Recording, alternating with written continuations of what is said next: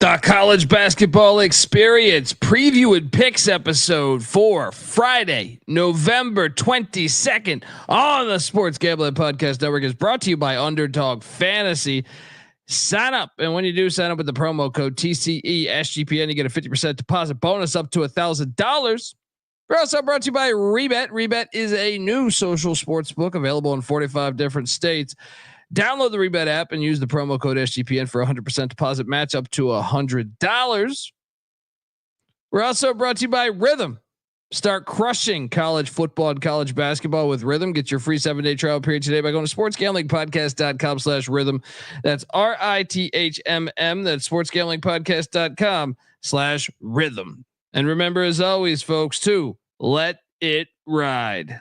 Hey, what's up, you degenerate gamblers? This is Bill Burr, and you're listening to SGPN. Let it ride, baby.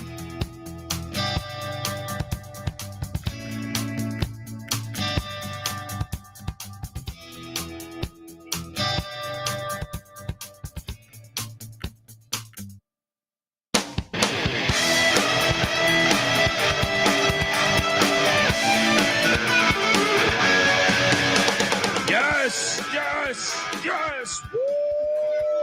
Welcome to the College Basketball Experience Preview and Picks episode for Friday, November 22nd. And oh boy, I feel like Patrick Ewing at the free throw line. You just need to wipe off a bunch of fucking sweat, on your armbands. I mean, just unbelievable day. YouTube.com/the college experience. Hop on over there, hit that like and subscribe button. From a game point of view, from a bet point of view, I ended up slightly on, slightly in the green. But just from a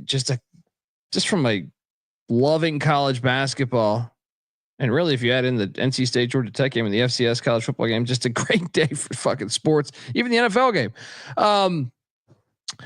If you're wondering who the hell you're listening to, my name is Colby Swinging Database Dan, aka Pick Dundee. That's not a pick. This is a pick. He was raised in the land down under, where a man thinks on his feet, speaks with his fists, and lives by his wits. When Dundee happened, he was a superstar. I'm probably drinking too much and celebrating too much and not sleeping. Would have killed a normal man, but no, that's gone. The medical advice I got from that was like being hit by lightning. Pretend it never happened and get on with your life. I mean, a winning day is a winning day. But man, even better than the winning day was how awesome games were. They delivered. They really delivered all day. And I can't wait for tomorrow. Or today. However you want, if you're listening to it, I can't wait to watch the games today. I am joined by my co-host. He is the host of the college basketball. The college basketball experience. Yes, but the Big 12 experience is what I was trying to say. And the Ryan and Rush show. Give it up for former video coordinator for Hall of Fame coach Bob Huggins and Frank Martin. Ryan McIntyre, aka Moneyline Mac. How are you, brother? I'm doing good, man. New location in the Outer Banks for the weekend. Got some eyes on some games. What a night. What a night. I mean, college basketball delivered, and can't wait to recap it in loaded slate tomorrow. Mac tonight. Come on, make it Mac tonight. I mean, how do the Outer Banks not have a college football team or a college basketball team? The OBX, come on. Oh yeah. Let's get one going like Florida Gulf Coast. That's the best part about this is like, it's not some pro shit where you just gotta, you need the mayor, you need the damn governor to sign off for it. You can just start up. It's more American than that. We're also joined by third man in the booth he's eating a fucking fruit salad over there or something. I don't know what the hell he's eating, Power pellets. I don't even know what the hell that is. But they're not power pellets. Is that a drug? Milk duds. Oh. They're milk duds. Oh. I just needed some candy to get me through the fucking 1 a.m. This is going to be a 2-hour show. We got 77 games to pick on the back end. So strap in, everybody. Yes. The basketball was good today. The basketball was good. Yeah. Give it up for the great Noah Bieniek. Didn't treat me well, but the basketball was good today. Let's talk about it, guys. Let's have some fun. Oh yeah, man. Today was, God. Sometimes I just wonder about civilization and just did they have as much fun as we had today? Because it started off with a lock battle win for Dundee, as those JMU Dukes put away put out this little sparkler type flame in the UIC Flames. JMU 9-9, UIC 81. This shit out of here. UIC doesn't have start your football program back up, UIC. That's what they get for fucking with the football school. Mac, your thoughts on JMU's domination? Patty C texted me that basically I might have called you to some word. I can't remember, but I don't know if it was douchebag or assholes or something. How you doing though? And what'd you make of this one? So you're saying I should take UC San Diego tomorrow, Patty C? Yeah, good win for JMU. Pull away in the second half. I think they had 55 points. Good win for Preston Spradlin, 3-2, and them and the Tritons will match up tomorrow. Yeah, Bieniek, he included you in that text message. What your thoughts on all of it? They weren't able to quite put up 100 points. A little disappointed there that they weren't able to hit the century mark, unfortunately. But that's about the only hole that you could poke in that second half performance. It was tight through the first half, but they opened up a can of whoop ass in the second half. Yeah.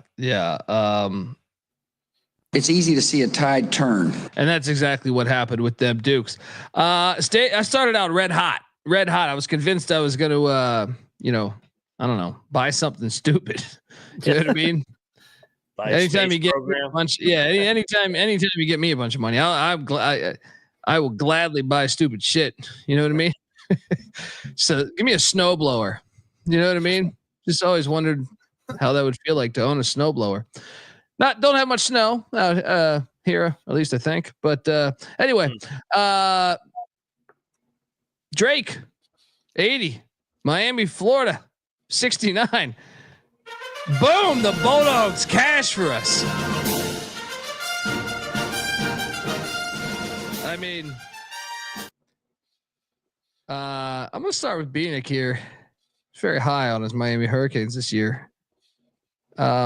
It's one game. Jimmy Larinaga is Jimmy Larinaga, but are you concerned, Bieniek? I like Drake. That was my takeaway from this game. I don't know if it should be something different, but honestly, like hell of a game from Drake and Ben McCollum. They continue to roll early this season, now 4-0. And maybe it was Miami's defense because Drake just, couldn't miss. But kind of face planted with the Canes here, predicting them to win this little tournament here. Yeah, Drake did look good. That wasn't a fluke win. They led by double digits the entire game. Are you guys saying that like Miami looked like shit today and it wasn't really Drake looking great? How would you guys? I think both. I think both can be true. I think Drake is really good, and it was a coming out party for Ben McCollum. People realize how good a coach he is.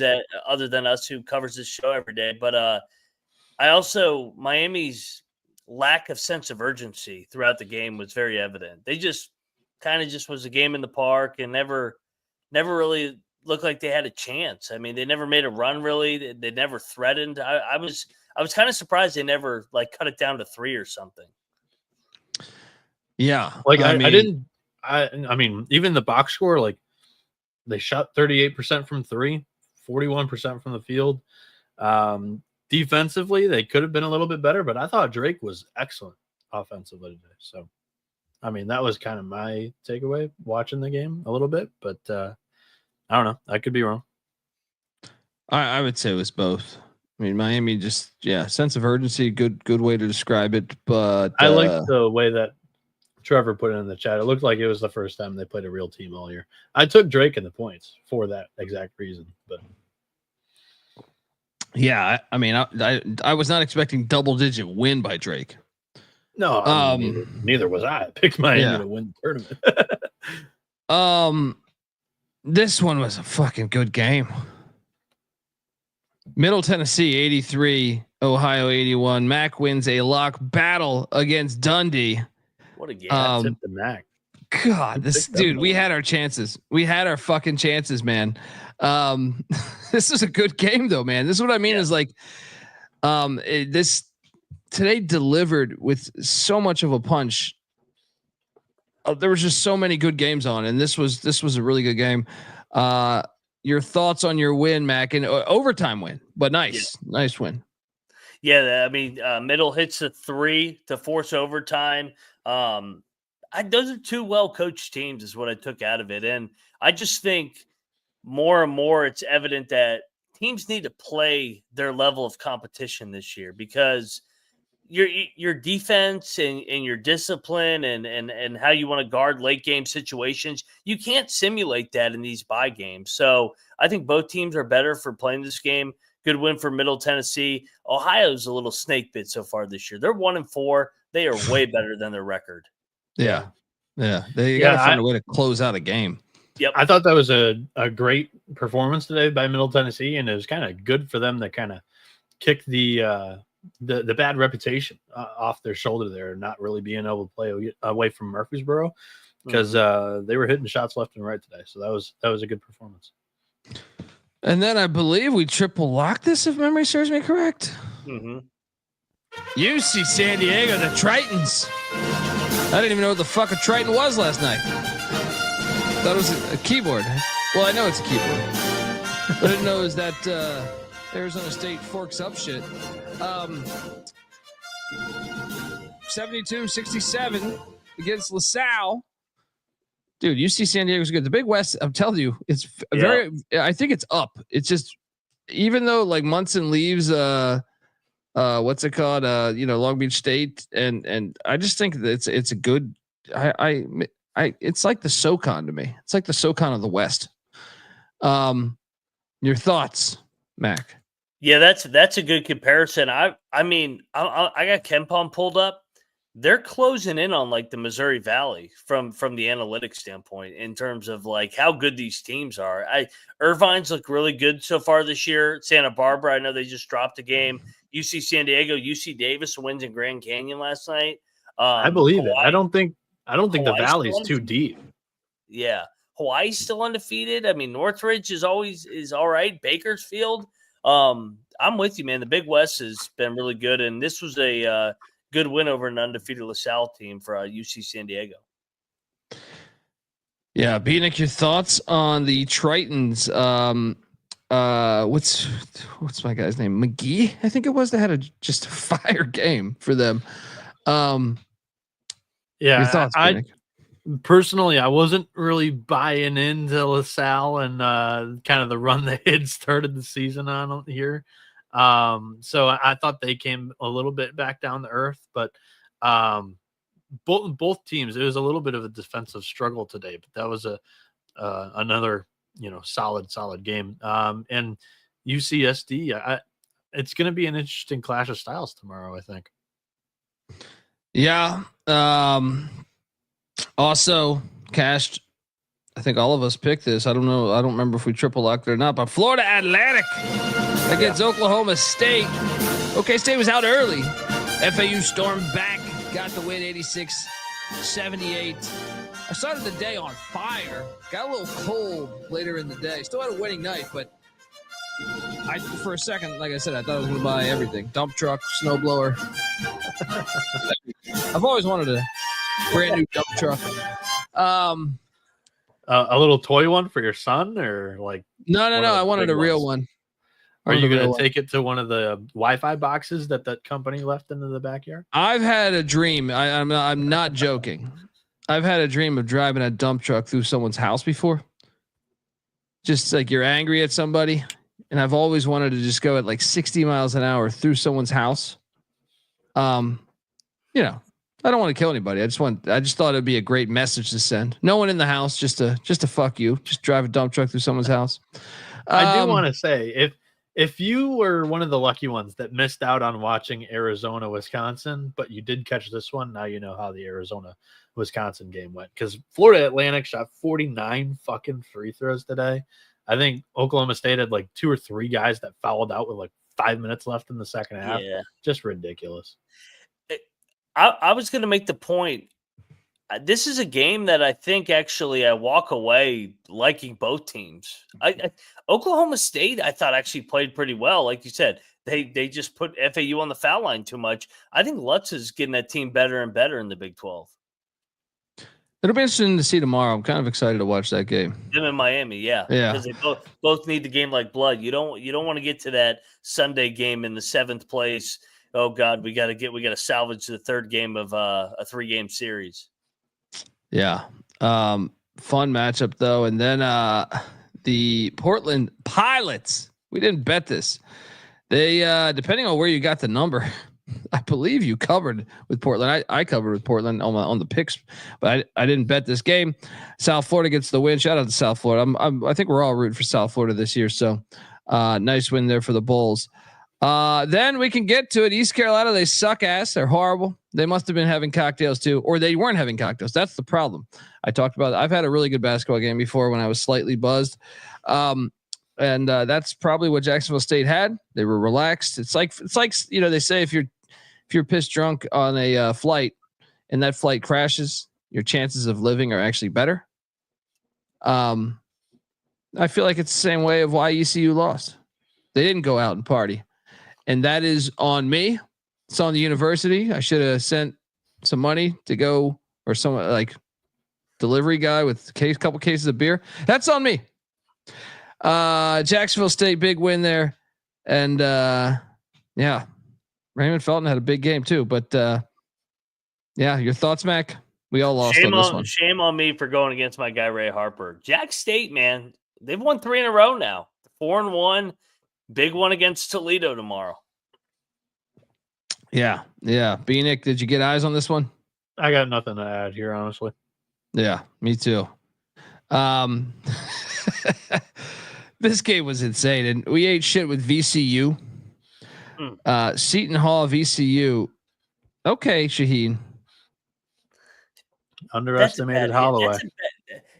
The more and more I think about it, man, we bought VCU at the absolute high point, and Shaheen is good as a dog. Like when his back's against the wall, how many times last year did he pull this off? Which, by the way, Seton Hall showed up today. They had that was a fun fucking game, though. I thought VCU would have more fans. I did not expect Seton Hall to travel. I know. Seton Hall had that building. Yeah. They were tougher. They won every 50-50 ball. VCU kind of got beat at their own game a little bit. They kind of just got out toughed, in my opinion.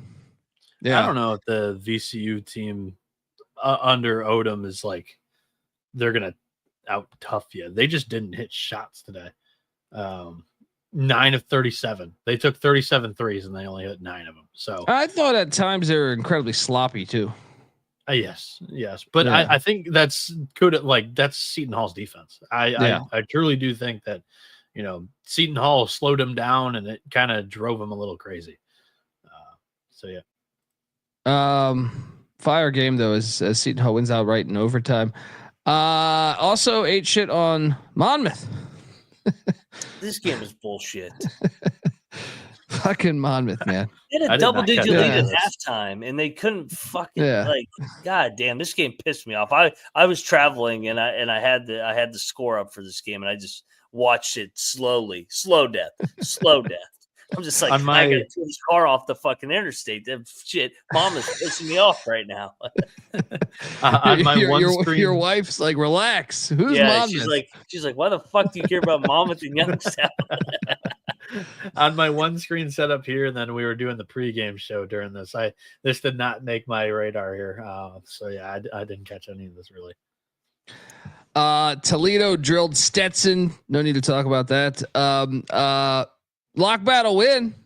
Myself and Bieniek against Mac with the Bradley Braves on the warpath. Hail the Redskins. I didn't bet this. I backed out while you were playing the lock music, but wow, he doesn't bet anything. Wow. The second straight night. That's the second straight night that one of those type of things happened, but is what it is. All right. Well, now you tell me what games you bet on. Then I'm just going to talk about the games I bet on. Typically how it goes.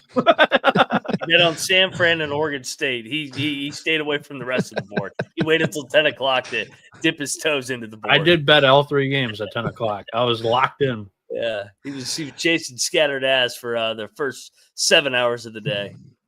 I had the early window and I had the late window. Everything else I was just enjoying. Well, I enjoyed this because I won money on this. I should have bet the money line against you clowns. I told you these Ivy League teams shouldn't be favored. Robert Morris, 86, Cornell, 76. Fuck you and fuck you. Robert Morris. I didn't. Let's go. I said Cornell's not good enough to take advantage of Robert Morris. By the way, did you see Robert Morris's jerseys today? I saw this on Twitter. They had Morris Robert. Like Morris was the top word and Robert was the bottom. Like that's just not normal. No, yeah, I know what happened. Someone messed up and they didn't have the money to order it again. Hello, Bieniek Noah. How are you doing? Somebody's just reading it off of the name. Like it's great. They actually thought it was a guy's name or something. I had no idea. You can't change that now. You want as a 10-point dog out right on the money line on the road. You can't fuck with those uniforms. Yeah, you gotta wear them on the next road. That's true. No doubt. That is very true. I'm so bad. I'm so mad at myself for not taking the money line here. I'm so mad at myself for but to be fair, there was another one of these games where I ate shit that was similar. We'll get to that in a minute, but cashed on UNC Greensboro, all of us. Dude, they tied this thing up.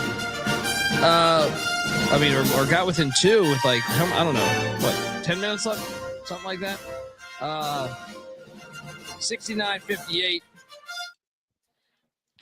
Easy play. This one was an easy play. Greensboro's a proud program, and did you catch the beginning of this? We were doing a pregame show. It was 21-5. Yeah, dude, but then they went on like a big run. Yeah. Sometimes that's the kiss of death, though. When you go up like 20-5 right off the bat, and then you kind of just cruise the rest of the game, and you win by 10 points. It looked like Indiana went through the motions in the second half. It happened to St. John's tonight too. We'll talk about that in a little bit. Whew, that game was unreal. Yeah. I'm also really mad at you guys. More so Mac, because I know Noah holds a grudge. What's this? Which game? I came into last night prepared to bet on my Eastern Michigan Eagles. And I didn't do it. And not only were they 8-point dogs, they won outright against Oakland, your school, Bieniek. You don't just take on the factory and expect to get that dub. Eastern Michigan 68, Oakland 64. Damn it. I should have bet this one too. I'm mad at myself.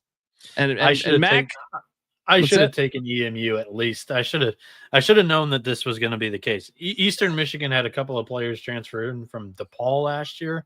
And not saying that like DePaul was any good, but Oakland's still just a bunch of JUCO bandits. Like I would take DePaul over a junior college team most days out of the week. So I don't know. I thought just Oakland would have played a little bit better with their first D1 home game, but I don't know. Mac, this was more on you, I think, than Noah, because Noah, he doesn't like EMU. There's something about it. Something happened a long time ago in Ypsilanti that we don't know about. Maybe Oakland will always have a soft spot in my heart. When I went on VSiN last March Madness, and I told Hoops Peterson to his face that Oakland was going to beat Kentucky on the money line, and everybody in the studio laughed at me. And then, maybe Campy doesn't. His team is very good this year, but shout out to Oakland last year. Hell yeah, going to be a long year this year. They're going to be on fade mode for us. It's the first year that Campy doesn't have a star point guard. Like, he always has a stud that can facilitate. And DQ Cole is not that. He's like more of a volume shooter than anything. And I think that's what this Oakland team's missing the most. I talked my shit with Eastern Michigan, even though I didn't bet him. And I talked my shit with Greensboro and Robert Morris winning outright. The one I talked about that was like Robert Morris, where I ate shit, was the next one. NJIT. It was close. It was a sweat a little bit. I'll say. Yeah. I mean, they were getting destroyed early, but they made it sweaty down the stretch. They lose by 17 to Bucknell. Mac, you this was a battle, right? No, I stayed away. Okay, I thought about it. Okay, I think we both laid the points though. Is NJIT the new Detroit from last year? They might be. They might be. How can you not cover 13.5 against Bucknell? I know. I love Bucknell. Yeah. I love John Griffin, but holy shit, 13.5 against a Patriot League school? 2 minutes left. I thought we were going to get there. With 2 minutes left, I was like, I'm going to hit this. These clowns didn't know about these gigantic spreads with these staples, right? It's nice. So bad. Yeah. What were you going to say, B. Nick? I don't know. Looking at those games, the writing might be on the wall here. They lost by 20 to Loyola, Maryland. They let Villanova beat them by 35. They lost to Morgan State by 12. George Washington by 20. The writing might be on the wall on the NJIT team here. Yeah. Folks, want to tell you that, first, you're listening to the College Basketball Experience, part of the Sports Gambling Podcast Network. And if you haven't downloaded the SGPN app, well, you are missing out. The SGPN app gives you access to all of our picks, podcasts, content, articles. Cannabis Capper's always killing it on the articles. All that is in one place. The app, yes. Plus, just like all of our other content, the app is completely free to download. Type in SGPN in the App Store or Google Play Store and download it today. We're also brought to you by mybookie.ag. SGPN started out with MyBookie, and now we're back and better than ever. Check out the new and improved website. It's great on the mobile front. Plus, props for every game, and the live dealer casino is always a blast. Head over to mybookie.ag, promo code SGPN for 100% deposit match up to $1,000. Plus, they're going to give you a little $10 casino chip. That's mybookie.ag, promo code SGPN. We're also brought to you by Rebet. Rebet is a brand new social sports book available in 45 different states. There's a huge market of betting opportunities available on Rebet, and it's easy to use and great, absolutely great for people in states where traditional sports books may not be, maybe restricted. California, I'm looking at you. Download Rebet in the App Store and use the promo code SGPN for 100% deposit match up to $100. That's Rebet, promo code SGPN. All right. Back. Let's talk about this fucking game, dude. Game of the season so far. Baylor 99, St. John's 98. It had everything. Double overtime, buzzer beater. It had everything. As Jeremy Roach sung, I had a clock that started a little bit late on the rebound, but I still think he would have got it off if I had to guess. But what a fucking game, dude. I feel bad for Patino in a way. I mean, it was stupid first off to get the ball to the big man, but I just feel bad that someone lost this game because this game fucking awesome. Both crowds were electric too. Like both fan bases showed up.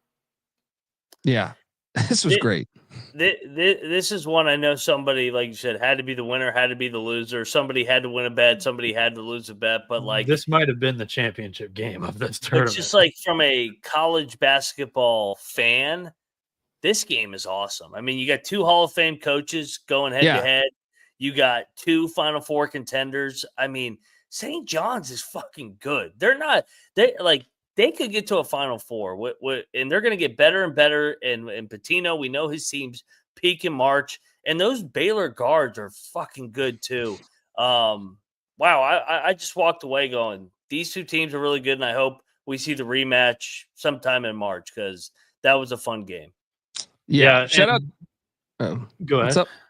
I was going to say shout out to Jock Chronic, Dundee, the gang to try Guinness Stout with good Jamaican rum. We are always open for that. But what I was going to say is I feel like there's more bangers this season in November. Am I crazy? Mm-hmm. Like as far as like just heavyweight matchups, maybe not.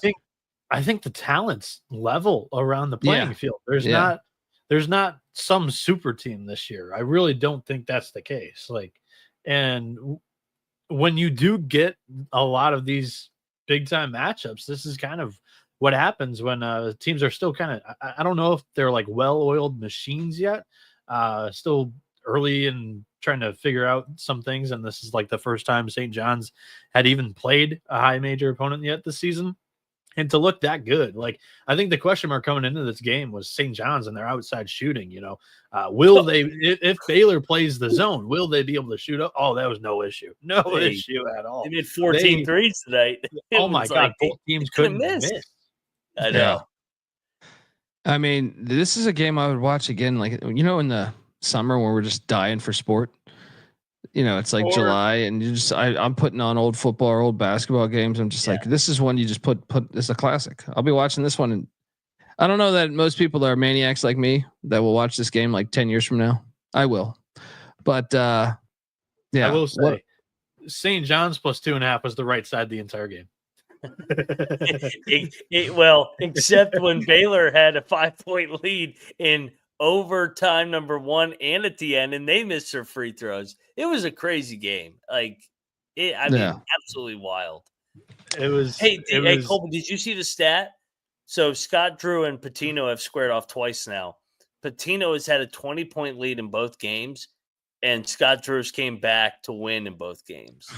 I had not seen that. What was think that? About how crazy that is for Scott Drew. Like that he's came back twice. Like the other one was with Donovan Mitchell at Louisville. Baylor stormed back and beat him. That's a crazy stat. Yeah, for sure. That is a really crazy, and that's going to be in the head a little bit if they do meet for a third time. Tina's going to execute him in the parking lot.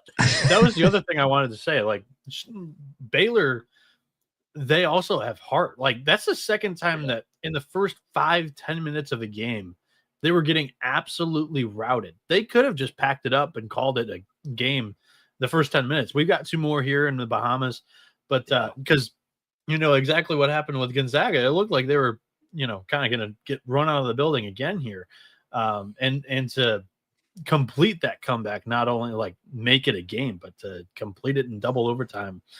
I'm kind of wondering what both teams have left for the rest of this thing. Mm-hmm. Yeah. We should have bet Mercer. They gave them a game. This was a game for a while, man. Yeah. Oh, I mean, after we lost so bad to DePaul, I was convinced we should never take Mercer ever again. But we all picked Mercer yesterday. Yeah. They lose by 12. They cover against South Carolina. South Carolina sucks. I will agree that this seems to be, to me, like the clear worst team in the SEC right now. Yeah. Maybe Missouri again. Missouri. Yeah. Missouri that was my pick from the get-go. Yeah. This game delivered after kind of giving us a shit sandwich from the start, but we cash on the Qs plus the points. They tied this thing up with what? I don't know, 4 minutes left. Texas 70, Syracuse 66. Just me and you, Mac, on this one, right? Bieniek, you didn't. Huh? I benedicted in the pregame show, so I was on Syracuse late, but I think on the picks page, I don't even think I changed it. So chalk it up as a loss from the last night's pick show. Fucking Eddie Lampkin, he was good tonight, man. He when he puts his mind together, he's a fucking good player, man. He's a maniac. He's a maniac. Yeah, I mean, Texas. There's a few bolts loose up there. I'm just going to say that. What do you think of Texas? I mean, so I pulled this stat up, actually having a lot more time to prep for games and give analysis on it. Rodney Terry is 10-16 as a favorite against the spread, and he's lost 6 of them outright, and 2-5 against the spread neutral floors. Both of those add another loss to it. So 2-6 neutral, and 10-17 with 7 outright losses. They won't fire him this year though, unless they like are horrible. I think I don't think undefeated. I think they could. Yeah. I don't think so. Didn't they just re-up him? They're I mean, it's Texas. They could buy anything, but I mean, it was a cheap contract too. Texas is going to be that bullshit 20-13 SEC team that gets into the first round as an 11 or 10 seed, and they're out in the round of 64 because they suck. I don't like their parts. How much of an impact do you think that Tramon Mark would be to this team, though? I mean, tonight he only played 19 minutes. Tonight he only played 19 minutes. I don't know. He's been inconsistent in his career, though. That's the thing. At Arkansas last year, he looked like the number one piece until he got hurt, and he's still not 100% from that. It was on a losing Arkansas team. That's where. You're right, but I think Arkansas fell apart once he got hurt. You hear the chat though? What? They're saying Will Wade to Texas, but they said Damani, good point. Sankey blocked Wade to the SEC, kind of like Jeremy Pruitt. So hilarious. What does he mean by he blocked? How can you block a? You can do it. Sankey did it with Jeremy Pruitt. Saban wanted to rehire Jeremy Pruitt, the former Tennessee coach, after he got caught cheating. Of course, Saban did, because that's how they did it. He basically like blocked it. He said he met down with Alabama or sat down with Alabama. Was like, don't do this, and for whatever reasons, I didn't know you could do that. Well, I mean, I guess the university could say "fuck you," but I think the commissioner could also then maybe handle your university differently. Yeah, I didn't like his tweet the other night too, talking about strength of schedule. Get out of here. Just stay out. Yeah. I mean, all those SEC teams, because Jeremy Pruitt was cheating. The fucking whole SEC has been cheating for like 40 years. Yeah. I mean, I don't get it. Will Wade, the same thing. It's like, don't Sankey, dude, know what you're the commissioner of. Yeah. Embrace your identity. Yes. The whole history of your goddamn conference is you were paying when 90% of the rest of the universities weren't. There's outliers like USC and SMU and shit like that, but come on. Oh man, Radford was playing ball with Clemson for a minute, and I don't know what the hell happened. Next thing I looked, I didn't watch this game. Clemson somehow just started blowing them out. 79-51. Glad we didn't bet this because I was thinking about it after we lost. But we bet this last year and we lost, so that kept us away. Clemson owns them. Clemson drills Bradford every year for whatever reason. They get their money's worth. This one, I hate shit on this one. Good call, guys. I'll get you guys deserve some credit for this one. Stonehill 67, Bryant 66. What? That one smelled. One smelled last night. The Graveyard wins outright. They're like the fucking Undertaker. They're fucking rising from the dead right now. What's going on? A little tombstone action? Todd Brogna. This is a fun watch. Todd Brogna, 10 points, 15 boards. Good Lord. They might win the national championship. Who cares about Baylor and St. John's? How about Stonehill? Unbelievable. That was a rock fight. Both teams shot under 37% from the field. Dude, these games were fire today. Even games like this, when you're just sitting there like a minute left and you're just on edge, I'm like, I can't believe Stonehill might win this fucking game. At that point, I knew I was cooked, so I was like, Stonehill, win it. Stonehill beat them up on the glass, 51-35. I didn't catch any of this game, so I'm just catching up with the box score. That's impressive. Yeah. Also, he didn't catch any of the Stonehill game while fucking Baylor and St. John's are playing the game of the year. Sorry, we're gonna hold that against you, Noah. I have limited TVs, and I was here and I just pulled it up on the phone. That's my normal situation. Another one that was interesting is Niagara loses by 3 at Kent State. We didn't bet this, but still, I did. I ate shit. Oh. I ate shit, man. I thought Kent State was gonna fuck them up. Kent State got up like 17 in this game, and then Niagara came all the way back and almost won the game outright. Crazy games tonight. Crazy comebacks. Dude, let's just go into it. No, I'm not mad at Steve Alford. Yeah. We need a Nick Davidson. If we had Nick Davidson the whole game, I think we win that. But still with that, they had their chances down the stretch to tie it up. Vandy was the better team today. 73-71. You bet this? We battle? We battled. Yeah. I love Vandy, man. I love Byington. He's a good coach. Dude, Vandy football and basketball. Damani in the chat. He's on cloud 9 over there as a Vandy alum. Let's go. That's all right. Team TCE, baby. Mark Byington. He's friend of the program. Let's go. Let's go. He is. I mean, that was a good game. These games all delivered. That's what I'm saying. I mean, it was like ugly in the middle of the game. Like Vanderbilt had like 12, 14 point lead, but Nevada battled back without Davidson. Then they put him in on the final possession, which is hilarious. He's got like a fucking gigantic Band-Aid on his forehead. But these games all delivered, man. These were bangers. Like I said, Bryant, Stonehill, Niagara, Kent State, Vanderbilt, Nevada, SEMO, and Central Arkansas. We nailed this one as SEMO wins in overtime, 77-73. Even the shitty teams were giving us great games. I missed this one by a point. I think this was 3 last night, and I took Central Arkansas there. You're gonna lose some sleep over that pick, Noah. Well, let's continue on this journey, and this is back to my point on Stephen F. Austin being asked. Bad pick here. We bet Stephen F. Austin. What Presbyterian goes in to Nagastocious or whatever the fuck that city is, right? And they win 58-55 in a rock fight, but they gave us in overtime another banger. This is a red flag, though. I'm telling you, and I hit on this before.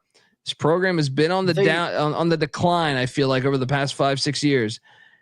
Well, I'm out on them this year. I mean, I don't blame you if you didn't scoreboard watch any of this. Stephen F. Austin scored 5 total points in the last 10 minutes of this game. The last 5 minutes of the second half and all of overtime. All of overtime, they scored 3 total points. Yeah. I mean, on their home floor. That's crazy. They play again tomorrow too, but that Colby, to your point, that's a huge red flag. This is your MTE. Yeah. This is your tournament. You're paying these teams to play you so you can get 2 wins like Robert Morris did with Lindenwood, New Orleans, and I forget whoever the third shit team is. Stephen F. Austin, you lose to It was Stonehill. Stonehill, yeah, Stonehill. You lose to Presbyterian? Are you kidding me? That's bad. That's dude, and that's honestly, a huge win for Presbyterian's program. Yeah, no, that is the worst one. But Presbyterian's program, even if Stephen F. Austin's on the decline, you can milk that win. Good win. Yeah. Great win. Shout out to Presbyterian. We cashed on the Skyhawks of UT Martin. Another good one. Corpus Christi wins by 4 against the Skyhawks. Skyhawks had to leave with 6-7 minutes left. Easy handicap there as we get that one done. Valpo in Indiana. I'm sorry, no, Valpo and Lindenwood. They covered. Valpo. They covered here. Didn't bet this. Valpo in the end. Oh, nice. Sicko play. Yeah. Oklahoma destroyed Texas A&M Commerce 84-56. This lemon was one of my toughest lemons of the night. Central Connecticut State. We knew this line stunk. Fucking Sacred Hot 67. Central Connecticut. They're not the real Blue Devils anymore. 54. I mean, what? 54 points against Sacred Heart? Roll the ears. Hold on. Don't fade him. I want an explanation because they almost beat Providence. The first game of the season, lost by 4. Team beat they St. beat Joe's. St. Joe's. Yeah. What is this? What is this? I can't believe Central Connecticut laid an egg like that against Sacred Heart. Sacred Heart's awful. Yeah. I mean, I'm dumbfounded. The line stunk a little bit though, and this is a lesson on stinky lines. Yeah. And for Clark's question, I don't think anybody was hurt. I don't think anybody's missing from the box score here. Don't blame me if I didn't watch this game. I don't know if there was some kind of injury that only the broadcast knew about, and it's not in the KenPom database. At least there's nobody listed that missed the game. I'm mad that we didn't bet this one, but Ole Miss. I kept thinking of that 1-point win against Detroit last year, and a couple other ones from this year, the Grambling game. Oral Roberts might be bottom 10 or 15. Ole Miss 100, Oral Roberts 68. Damn, I thought long and hard about betting this thing too. Mac, your thoughts on Chris Beard's blowout win? They got BYU on Thanksgiving. I'm really looking forward to a game like that where both teams really haven't played anybody that much. I know Ole Miss played Colorado State, but Colorado State's down. BYU Ole Miss next Thursday in Cali is going to be a fun game. Winner gets Purdue. Yeah. Yep. Nice call. I mean, we all took the points, but I believe you said sprinkle the money line, even though I'm not sure if you bet it. Wright State 80, Princeton 62. These Ivy League teams, they're weak this year, man. They're weak this year. Overhyped. Wright State. Yeah, Princeton sucks. I wish I would have bet that. Did you bet it? Oh yeah. Clint Sargent, baby. Wright State. Nice one there. Caden Pierce was the player of the year in the Ivy League last year. He didn't show up today. Did you see North Texas almost lost to Texas Wesleyan? Yeah, no. They're down at like a half, I think. Yeah. They ended up winning by 7, but yeah, concerning a little bit there. Michigan, Tarleton State, the Texans cover. Bieniek, I know you lost on this one. Yep. Bieniek, we're going to you first. What was your take on this game? I mean, I guess you still won by 23, but yeah, I mean, it was close for the first 15 minutes, so it got a little nerving there.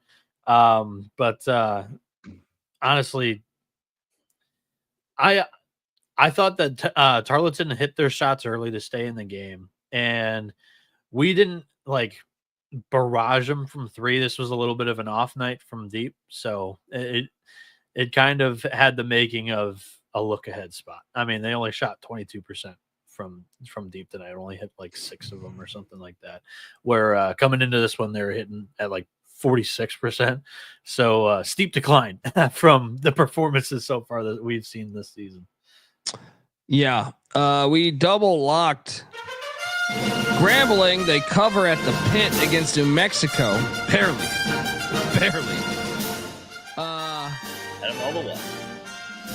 Hit that one. I mean, I don't know what. There's not much to talk about, but I mean, New Mexico still looked decent. It's kind of exactly how I thought the game would go. Really. Yeah. We should talk about this one for a little bit. St. Joe's 78, Texas Tech 71. Or I'm sorry, St. Joe's 78, Texas Tech 77. This game was awesome too. These games fucking delivered today, man. St. Joe's, what a win for the program. Bieniek, I know you have Texas Tech in the Final Four. I'm not worried.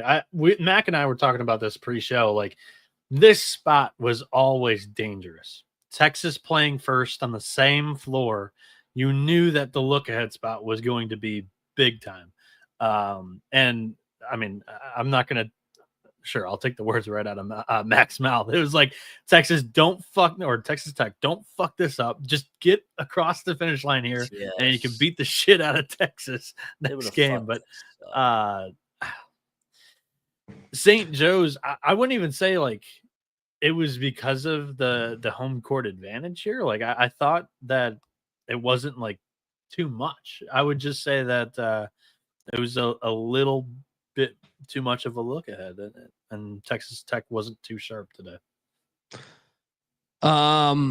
Mac, your thoughts on your Red Raiders? That's a tough loss. 8-10 loss for your Big 12 boys. That's a horrible loss. I mean, that's a horrible loss. I know St. Joe's beat Villanova for the third straight year, whatever it is now, but I mean, Tech, you can't lose that game. I know Texas is on deck, and I know they were going to fucking drill Texas, but you can't drill Texas if you don't beat St. Joe's. I still like Texas Tech in the long game, but this is a bad loss. They didn't make shots. They kind of went through the motions, feeling themselves coming into the game. I think they'll fuck up Syracuse tomorrow, though. Yeah, I mean, JT Toppin today went for 22 and 18. It was unreal, and he just didn't really. I don't know. Like, it was just a rough night shooting wise for Tech. Oh yeah, they didn't make anything the whole night. And Federico's not. I hate Federico played, but he's not healthy. He only played like 8 minutes. We ate shit. I think all of us ate shit on Eastern Washington. As well, or no, Bieniek, you were on Wazoo. Me and Mac ate shit on Eastern Washington. 96-91. Washington State gets that dub. By the hook. Washington State looks good, man. They look good this year. Tennessee, we cash on Tennessee against Virginia. At half, I thought, is this really going to be a one possession game? I was like, is this really going to be like this? I should have taken cash. 64-62. I'm sorry, 64-42. I can't read the numbers tonight, man. Cloud brain. Cloud brain is here. Mac, sure, we'll call it Cloud Brain. how many points will Virginia score on this trip? Because they got St. John's tomorrow. So they put up 42 tonight. Will they get more than 42 tomorrow against St. John's? Well, I will say the spot favors Virginia tomorrow just because of how crazy double overtime. But at the same time, they suck. They sucked last year, but they had Tony Bennett, and he found a way to win 20 games. They got into the playing game, and then they got embarrassed by Colorado State. That was their ceiling last year. Now they don't have Tony Bennett, and they're just not that talented. You watch them, and it's like they look like an Ivy League team. They do. They do. They're so they really boring. do. I'm like, my God, this team's. Bieniek. What do you make of the Tennessee-Virginia outcome? This game didn't end fast enough. The first half was rough. After you had nearly 200 points scored on the exact same floor, we talked about this one last night, just being a little bit of a rough game. I will say this. Might have been wrong about Chaz Lanier. Might have. I'm just enjoying how too many white guy comments in the chat. There might be something to that. Cut out busting Virginia's chops. They suck ass. Oregon 78, Oregon State 75. You guys win a lock battle, but can I say that when Oregon State missed that three to potentially tie the game up, I had money line.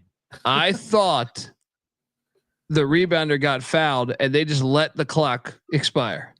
Now it was the big man. He's not going to make 2 free throws probably. And I think we caught it at 5.5, but I got it at 4.5. I just hate that.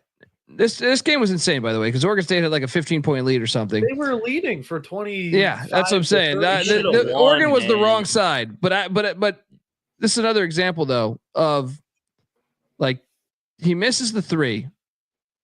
There's like 2 seconds left when he gets the rebound. He just gets completely fucked up, and the refs are just like, "Nah, game over, game over." Swallowed it completely. No, you guys were on the right side though. Regardless of how that, even if he would have made the 2 free throws and I would have cashed, I still would have said like you guys were on the right side. That's what should have paid. But I hate when refs just say, "Hey, we're just not going to blow the whistle." I I hate it for Oregon State, man. I hate it for Oregon State. They should have won that game tonight. I was really pulling for them to fucking beat Oregon. I mean, so it's 3 straight times in Corvallis now that they've lost a 1-possession game. They can't beat Oregon for whatever reason, and can't blow a fucking big lead like that, man. At home, at 15? Home, you can't do that. You can't do that. Yeah.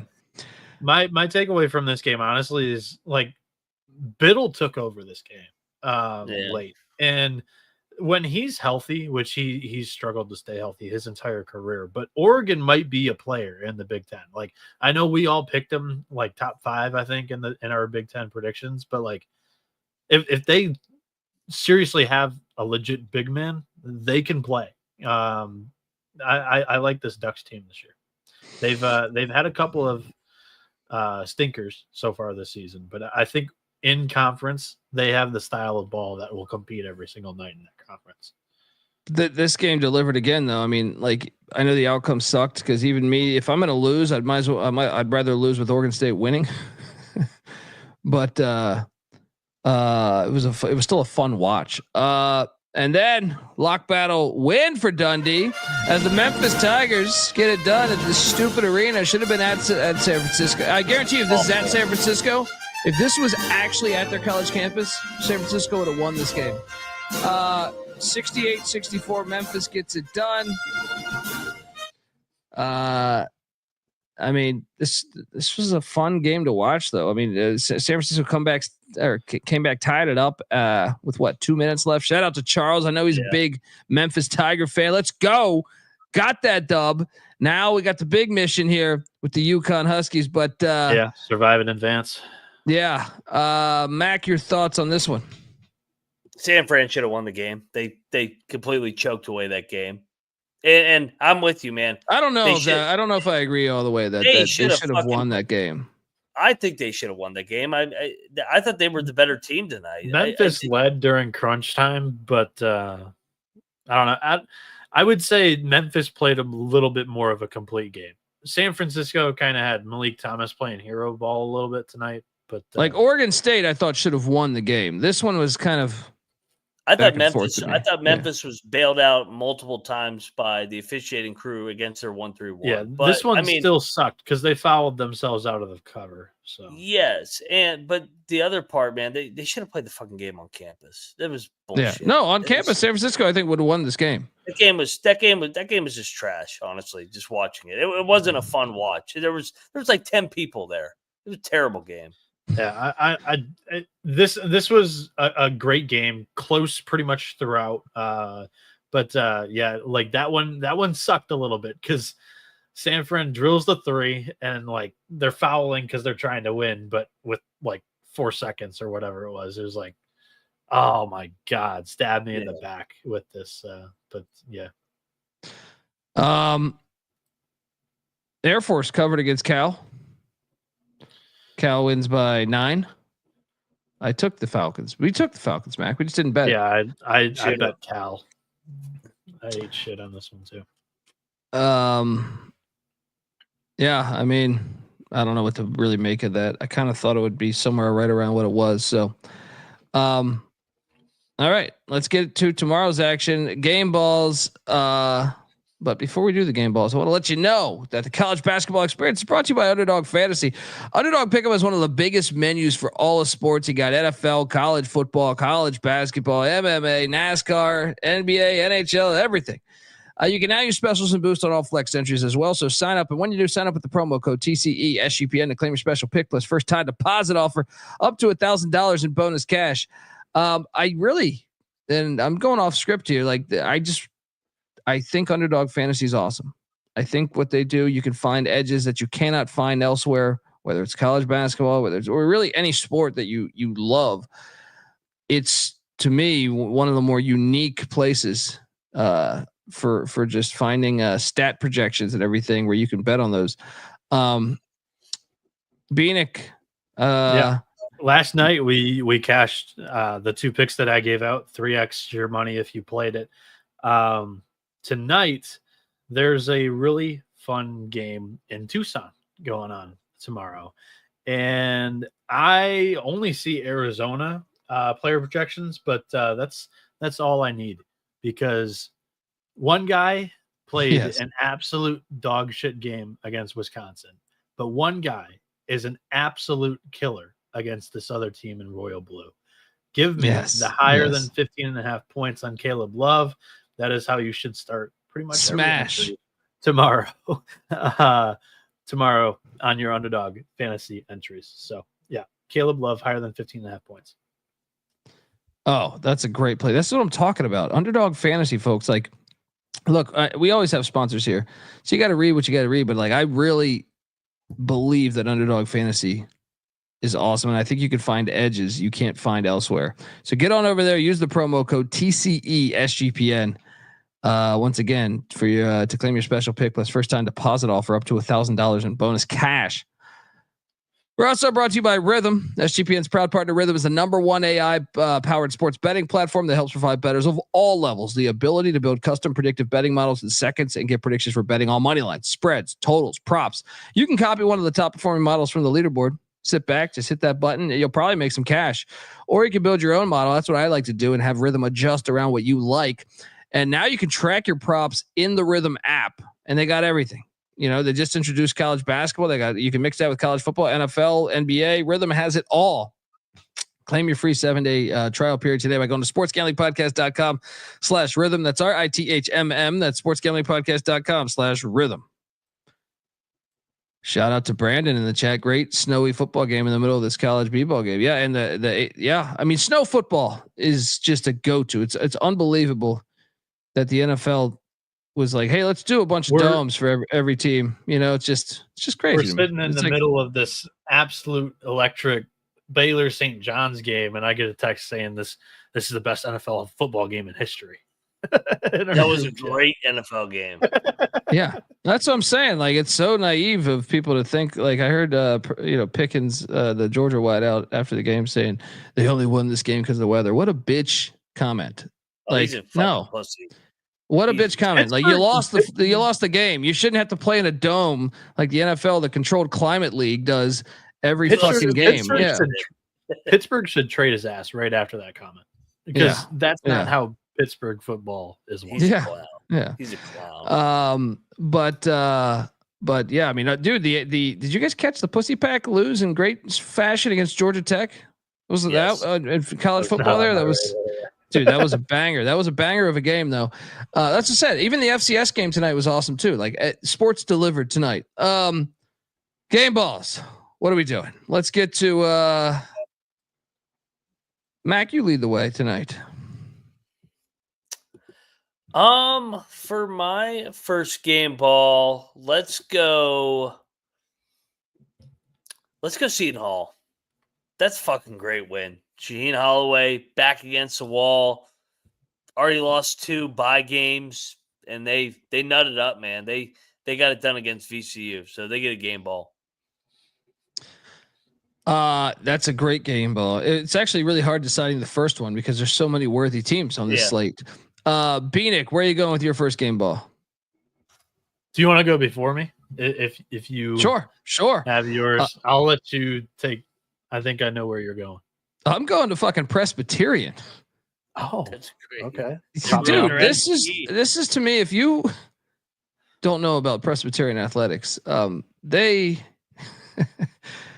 I would say, are one of the more handicapped at playing at the D1 level, football and basketball. That a few years ago they had a football coach that kicked an onside kick every single time they scored because their defense was that bad. It was fascinating to me. It was like must watch. I was like, wait, he's doing it every time. I got to watch this. Basketball, they've been terrible. They've been a doormat for a long time. To go on the road and get a win at Stephen F. Austin. I know they were 8-point dogs or 7.5 point dogs, but still, Stephen F. Austin's been like a really good program over the past decade. This is a huge win for that school, man. Whether Stephen F. Austin's down or not. So anyway, Bieniek, where are you going? I should have known that you weren't going to take the easy one to grab. You guys always leave me the TMZ picks. I'm not surprised. I'll go with Baylor. He's so miserable. He's so miserable. You could have said St. Oh, Joe's. described it as shitty show. You always pin this shit on me. Baylor game ball. You can say whatever you want. The comeback from down 20. A couple of comebacks in this game to not only blow it in the first overtime, but to hit a game winner in the second overtime of an absolute like all-time classic in the Baja Mar Invitational. Game ball to the Baylor Bears. Cody in there saying, no, it really is France. Mac, game ball, where you going? Hey, that SGPN newsletter, by the way, came out today for this week. So check your email. That shit ass newsletter. Check your dumpster for our shitty newsletter. Yeah, like your ass with the cocktail napkin while you're at it. Let's go Drake, man. Ben McCollum. That was statement. Welcome. People got introduced how good a coach he's been at Northwest Missouri State for the last 15 years. They dominated Miami. That wasn't a fluke at all. They whipped their ass. Yeah, they deserve one. I mean, this is the hardest game ball slate in my opinion. Yeah. For the whole season so far. There's so many choices. I want to take some of these other ones, but I think you have to do St. Joe's beating Texas Tech. Yeah. And I hated St. Joe's for, I hold a grudge against them for when they fired Phil Martelli, right? I'm a Phil Martelli guy and I couldn't believe they did that. And I was like, so I want them to fail, but this was a huge win and beating Nova, even though they lost to Central Connecticut State. I mean, they have 2 wins that I think their program will be really proud of thus far. So game ball to them. Bieniek, where are you going? And St. Joe's, Eric Reynolds and Xavier Brown combined for like 44 of those points. So they played out of their minds. Game ball worthy for sure. I was going to go them, stolen right in front of me. So I am going to now turn my head to the graveyard of Stonehill. Yes, Bryant. That's a great win. So shout out to the Stonehill. Phil Martelli Jr. segue there. I don't know if you're going to make it at Bryant if you're losing to Stonehill. Stonehill, right? That's tough. That's a tough look. All right, folks. Those are our game balls. Let's jump into Mac. I want to ask you this. Oh, okay. Go ahead. I was going to say, is today's slate, meaning Friday, November 22nd. Even though we just had an amazing slate, I almost feel like today's slate's even better. Am I wrong? Oh, no. I mean the heavyweights that are on this game. I mean, headlined by the one out west in Tucson late at night that isn't on a neutral floor, and then you have a random Carolina, Hawaii game as a night game. Yes. Where did that come from? Shout out to Carolina for playing that game. But Amen. Yeah, great games everywhere. Yeah. So I had a bracket that we can do here because the Paradise Jam begins tomorrow. The bracket goes as follows: Longwood against UAB, Illinois State against McNeese State, the Louisiana Raging Cajuns against Liberty, and George Washington against Kansas State. This is taking place in the U.S. Virgin Islands. The betting odds goes Kansas State plus 175, McNeese State plus 300, Liberty plus 350, UAB plus 450, G-Dub 20-1, Longwood 25-1, Illinois State 30-1, and Louisiana 40-1. Guys, same thing as yesterday. Let's just offer a couple of thoughts and provide your favorite pick, and then maybe a little bit of a dark horse long shot outside of that. Colby, go ahead and lead. Well, I'll tell you that I think the south side of the bracket's where you want to be. The north side of the bracket, Longwood's undefeated, but I don't know how good they really are. But I like UAB. That High Point game, I was impressed with UAB, even though they lost. Illinois State, I think, is solid, and McNeese, obviously, I think we're on the bandwagon. The south side, to me, though, Louisiana down from what they traditionally are. Liberty, the Flamin' Libs are decent. They have good culture, but I don't know how good they really are this year. George Washington, the Colonials, I think they're always phony. And Kansas State hasn't looked the part to me. Yeah. So I think if you're a Kansas State fan, you're thinking this is a great opportunity for us to get to the championship and take on, I think they're hoping that maybe a UAB or Illinois State knocks off McNeese or maybe Longwood. But I think right away, you got to jump on the Wildcats of Kansas State. And on the other side of it, if you want to play someone from up there, I mean, the chalky play is McNeese. So I'll take a shot on UAB. UAB, I think, is capable of beating McNeese State. I think they're going to beat Longwood. You'll see in a little bit here. But I definitely think the south side of the bracket is where you want to be. Mac? Yeah, I agree with you because I like all 4 teams up there in the top region. I think Illinois State's even under the radar. And obviously we like McNeese on this show. UAB's been good under Andy Kennedy. Longwood under Griff has been solid. They're still undefeated. Definitely Liberty might be a team you may look at. They're way improved from last year. They just went into Charleston and won. I kind of like Liberty to get a matchup with K-State, and I think that's going to be a hell of a game. Yeah, Liberty was also my pick to win this tournament as well. Like Colby mentioned, I think the bottom portion of the bracket is the one you want to be in if you're looking to take a favorite to get through. Personally, I don't see it right now from Kansas State enough to lay just plus 175 on them to win 3 straight games here. I think they've been playing with fire this year. They already have a loss to LSU. Liberty, I think, has been pretty impressive, and they can play that chaotic style of ball with Kansas State alongside them. So I think Liberty gets through the bottom half. And the long shot or like dark horse that I'm gonna shoot for is George Washington. I think that I'm not buying it. This is the side of the bracket that you want to be on. And Kansas State, I think, has quite a few problems going on with the locker room right now.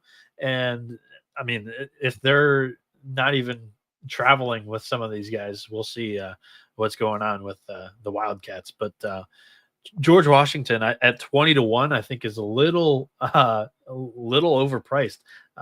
So I think there's some value there. I'm going to take the Revolutionaries or the Colonials or whatever you want to call it. It's the Colonials, buddy. I dare you fucking step in here and say that shit. Good God. You need a fucking mute button just for that. All right. He tries to sneak it in there. All right. Revolutionaries. Fucking losers. This fucking whole who was offended by the Colonials? It's the dumbest shit I've ever heard. The Colonial Athletic Association too. Yeah. Fuck crazy. Them too. All right. It's all stupid. It's all so stupid. You can't tell the history of what happened. It's all stupid. I just makes me want to bang my head through a fucking wall. Let's get to the games. Bakersfield, Florida Gulf Coast. It's the first game of the slate. Gulf Coast is laying 4.5. This is in Fort Myers, Florida. Yeah. I suggest we lock up Florida Gulf Coast minus 4.5 because that's what I'm doing. Lay it. Mac? Are you concerned Bakersfield's a better team? No, I actually came away slightly impressed with Florida Gulf Coast. The TCU game, I really liked it went off the wheels late or went off the track late. Went off the wheels. What the fuck am I talking about? They only lost to Drake by 2 too. And I was impressed in the Greensboro second half. First half, they were totally asleep at the wheel. Second half, they battled back. If there was probably 5 more minutes in that game, they would have beat Greensboro. So I am kind of sold on Florida Gulf Coast being a better team than Bakersfield. And I do like that they're 0-4, laying points. Yeah.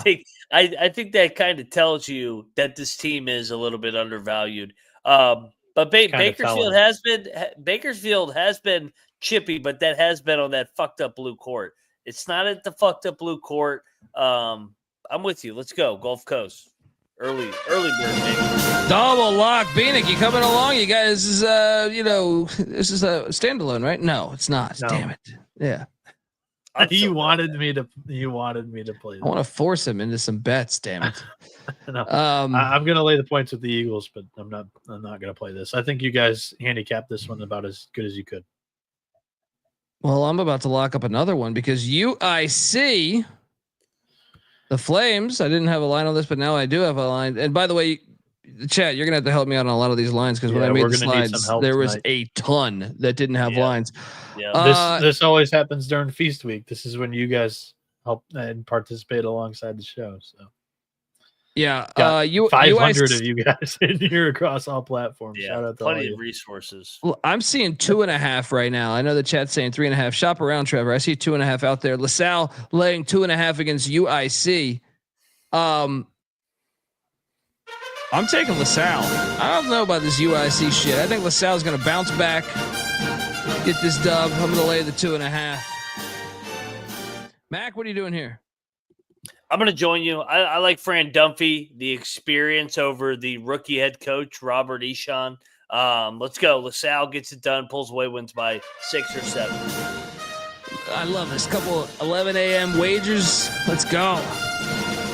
Bieniek, you want in? I'm going to take the Flames. I think there's actually a benefit to getting drilled in the first game and not losing like a tight heartbreaker. I think UIC comes out with a little bit more fire, lack of a better term, no pun intended. All right, moving forward, we got Ohio, Portland, Conway, South Carolina, Ohio. That line's not accurate, by the way. That's last night's. Ohio's laying 7.5. Is Ohio broken? I gotta take Portland plus 7.5 because Ohio, they need to find a way to win a game. And down the stretch, I think it's psychological right now. So I will take Portland plus 7.5. Ohio will win this game, I think, though. But 7.5 is a little too steep. Yeah. Snake bitten is like the perfect way to put Ohio, I think. Mac, what are you doing here? Portland's tempting to lock. Ohio, they just played an overtime game. Like Heartbreak City. I think that they're going to win, but I mean, to lay 6.5 points. I'm going to go back. I bet on Portland today. I'm going to go back to the I see 7.5. I see 7.5 right now. I'll take the dog again. I think Ohio wins by 3 or 4. Should we bet this? I'm going to take the bets. I'm going to take the points, but I'm not going to bet this one. This is a tough handicap, I think. Ah, man. I'll join. Let's go. It's just off a little bit to me. Yeah. Give me the points and the Portland Pilots with Manila Mac. I want this pilot. It's a matter of national security. Moving forward, we are going to Charleston, Drake, Florida Atlantic. This game's awesome. FAU's laying 4.5. I'm going to lay the 4.5, but I'm excited to watch this game, man. No lock. I just think FAU is going to, like, Drake was just on fire. I feel like everything looked perfect. FAU is a team that to me kind of battled. Oklahoma State was up a decent amount early. I'm going to take FAU. Mac, what are you doing here? I'm going to ride the momentum here. I'm betting all these early ones. Drake, lock. I think they're going to win the game. I think they're going to get to the final. I'm a believer in the Bulldogs. This game's awesome. That's my favorite of all the ones we talked about right now. 100%. Like, yeah, this game is a very fun watch. Noah, what are you doing here? I'm not straying away from FAU. I think that's a true advantage that they've, pretty much practiced and played in this gym for a week long. They were my pick to win the tournament, like straight up. Like I thought they were the best long shot. It was a no-brainer to play at 18-1. And I'm going to root on that Owls ticket. So I'm going to lay the points here. All right, moving forward. I'm not betting that. Max betting that he's taking Drake. Longwood, UAB. I just touched on this. Spread 6.5. UAB is favored by. I'm going to lock up UAB minus 6.5. I think they're going to win by double digits against this Longwood team. They've had a couple tough losses. I think they go to the Virgin Islands. I'm a little concerned that they might get cherry bombed down there, but I just think they're due. Mac, what are you doing here? I will join you. This is by far the best team Longwood's played. And every time they take a step up in competition, they usually take it on the chin. I think UAB wins by double digits. Andy Kennedy, let's go. Yeah, triple lock. Oh, triple lock. There we go with the Blazers. Here we go. Spinal. Triple lock. UAB -6.5. I think this is a Yaxel Landabor game. I mean, he's basically had a pretty much a full week of rest after the little bit of back issue that he had first and second week of the season. They only played Auburn Montgomery on Monday, and if you're going to score and beat Longwood, I think you're going to do it down low. That's where the opponents have done that to them so far this season. So UAB, lock it up. Northeastern is taking on FIU in Fort Myers. I just worry about the. I'm going to take Northeastern -5.5, but I am. Is there an advantage to FIU kind of being at home? No, they're not at home in this game. I don't think. Fort Myers is on the opposite side of the state, right? It's still Florida. I mean, I feel like. FIU's Miami, right? Fort Myers is on the West Coast. Fair. This line stinks. Give me FIU. Northeastern wins by 3. I'm going to take Northeastern. Noah. I like Northeastern. I think they've played pretty well so far this season. I'm going to lay the points with the Huskies here. Yeah, I'm with you, buddy. Let's continue on this journey. ECU. Do we have a line on this? Because no, I don't have a line. 12.5. Oh. Yeah, this isn't one where you shouldn't have this game's been known for about 10 hours. Really? I didn't see the spread. I mean, it should have been out, is what I'm saying. Okay. We've known this matchup for 10 hours. It's the books issue. They don't have. There's a bounce back spot. You're done going through all the whores in Daytona Beach. You're sitting there. Say we lost. Call them over again. Stetson's fucking horrible. So. And may the Schwartz be with you. What a world. They win by 14. I honestly hate taking East Carolina as a double-digit favorite, but I think this is just the type of team they could actually win by 14, 15. No lock, though. Mac, what are you doing here? Yeah, Stetson's bad. Yeah. Damn, it's the same line as fucking Toledo. I kind of think Toledo's better than ECU, but yeah, I'll lay with by ECU. quite a bit. Yeah. You guys also thought George Mason was better, but it's okay. We lost to Jack State today. We're hungover.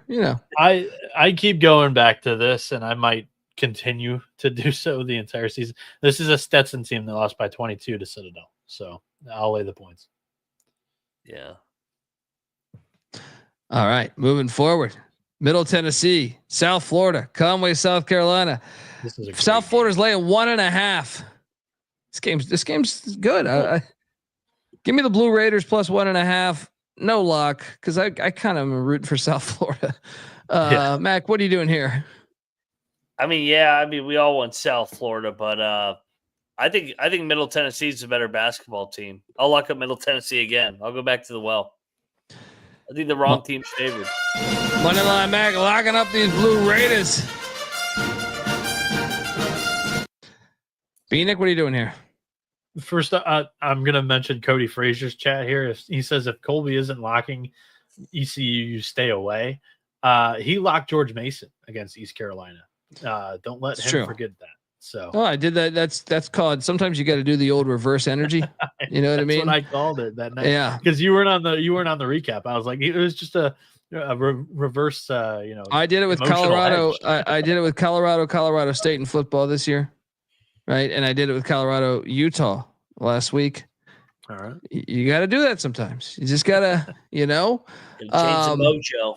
Yeah. Bieniek, what are you doing in this game? I am going to take Middle Tennessee as well, rooting for the Bulls, but I think this is a tough matchup.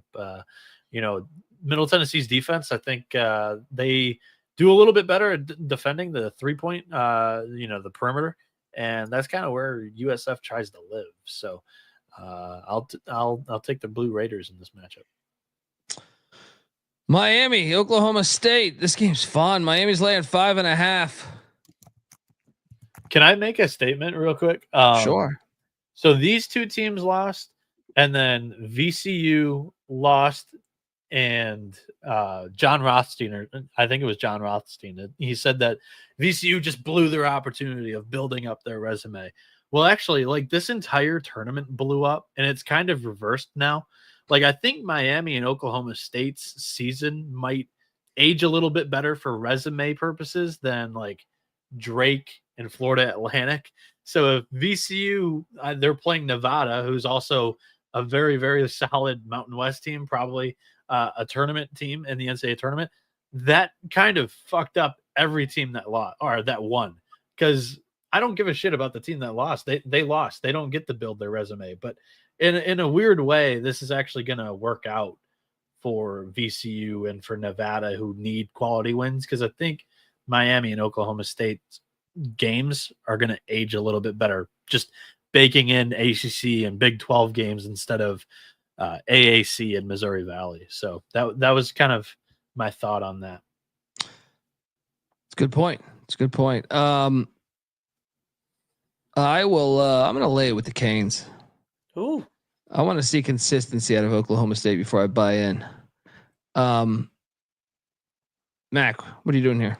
I'm locking the Cowboys. I think Lutz year one. I think they're playing for him. Larinaga, I love Larinaga. I went to Jimmy L camps growing up. I don't know if they're playing for him and that NIL dynamic down there. I'm out on Miami again, just like last year. I just think Oklahoma State's a tougher team. I think they're gonna outgrind them on a back-to-back. I think Miami will quit because I think they're a bunch of front runners. Okay, State outright. Let's go. I think Mac saying, "How about them Cowboys?" Bieniek, what are you doing here? I think Oklahoma State needs this game a little bit more than Miami does. They need to make a statement with the new coach, and I think Miami, after whatever that performance was yesterday, it showed that like this team just hasn't been seasoned yet this year. They played a couple of tomato cans in the non-conference. They met a real team in Drake and kind of never really challenged to win. They still haven't really played in tight, close moments come the end of the game. And Oklahoma State was an absolute foul fest. I think if they can actually breathe tomorrow and the referees aren't, calling ticky-tack shit, they should be able to keep this one close. So I'll take the points. All right. The Pitt. What the hell's going on in White Springs, West Virginia? Apparently I need to go there. The Greenbrier. Yeah, apparently I need to go there. There's a lot of games going on there this year. Pitt at LSU. Pitt's laying 6.5. Get the fuck out of here. I like LSU here plus the 6.5. I was on LSU against Kansas State. I think I was the only one on this show with LSU against Kansas State. Give me these Tigers. Stay within this number. Maybe even win it outright. Pitt's not going to perform at, their utmost in the great state of West Virginia. So, Mac, what are you doing here? Oh, everybody's crowning this fucking team. Let's go. LSU outright lock. Whew, lock. I didn't see that one coming. LSU plus 6.5. How did you not see that one coming? I just thought. It does not surprise you anymore. You're coming to the Mountain State. Let's go. And Colby, they already have a 20-point win in the state of West Virginia. What are we talking about? I thought that was in Pittsburgh. It was in Pittsburgh. No, it was at West Virginia, I thought. No, that was last year. Good God, do you watch the games? Yeah, I was at the game. Sorry. So both of these teams are a little overvalued in the market right now. I don't know what to make of this. Cocktail napkin, by virtue of just being a little bit more reasonable on LSU than it is Pitt, because everybody was so off of Pitt. It only has this game at -4, so I'm gonna take LSU, but this is a tough read because I think Pitt's like 15th in compound. Like they are so beyond the ceiling of what this team I think could be. It's kind of crazy. So I think I'd rather fade the Panthers at this point than the Tigers. Let's go, Matt McMahon. This is when you get the fan base back on your side. Get it done at the Greenbrier. A win against Pitt moves the needle. I mean, everybody. I mean, you see the chat. I mean, Pitt's going to win the goddamn national championship. Them and UConn, I guess, are unbeatable. Moving along. Illinois State, McNeese State doing battle in the Virgin Islands. McNeese is laying 8.5. That's just too many for me. Give me Illinois State plus 8.5. Even though we are a McNeese pod, I just think it's a little steep for a program I kind of respect. McNeese wins, but not. They win by 5, 4, something like that. Mac, what are you doing here? We are McNeese pod, but we also had Ryan Peden on the show as well. I think we should lock Illinois State. It's too many, right? It's too many. They're off the North Texas win. Everybody loves McNeese again. This is when we fade McNeese. Sorry, Will Wade. You win by 5. And the juice is saying you can get 10.5 out there right now. Yeah, that's a lock then. 10.5 even better, obviously. Illinois State, the Redbirds flip 10.5 points. Bieniek? I think McNeese is so much more battle tested though. Like South Dakota State in a basically a road game at Alabama, they only lose by 8. Then they beat North Texas, who I think is still a really good team no matter what they did today. I'm going to lay the points with McNeese. I think this team, some people have cooled on them, I would argue. So I'll take the pokes here. All right. The Blue Hose doing their damn thing. Anyone got a line on this? Youngstown. Noah was talking shit about them last night, or was that Mac? 5.5. 5.5. I'm riding these Blue Hose. I know that. Who's Youngstown? I guess they played well at Syracuse. Give me the Blue Hose, though. Mac, what are you doing here? It kind of feels like their tournament. I mean, they're going for the championship at Stephen F. Yeah, Presbyterian. I'll probably talk myself into a bet by the time this tips. Bieniek, what are you doing here? I'll take the Flightless Birds. I've got no handicap on this though. JMU, UC San Diego. What's this line? Someone give me this line. This is a pick. It kind of should be.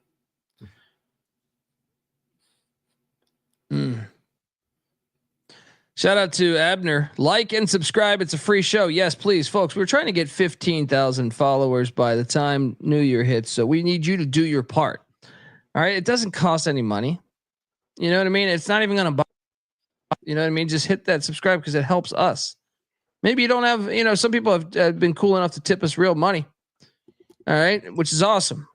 But some people don't. Maybe they don't have the money. They don't want to do that, and more power to you. But I'm saying at least you could do is hit the subscribe button and the like button. Come on, diving into this game. I'm going to flirt with a little bit of a matchup advantage. Usually don't do this too early into the season, but I'm going to do it. So James Madison has. One of the best offensive teams in the country in effective field goal percentage, 80th in the country. UC San Diego's defense, 274th. And they played pretty solid teams, but nobody that really pops off the schedule as like, oh yeah, this team can light up the scoreboard here. James Madison takes the 42nd most 3-pointers in the country, and they've hit them at a 37% rate.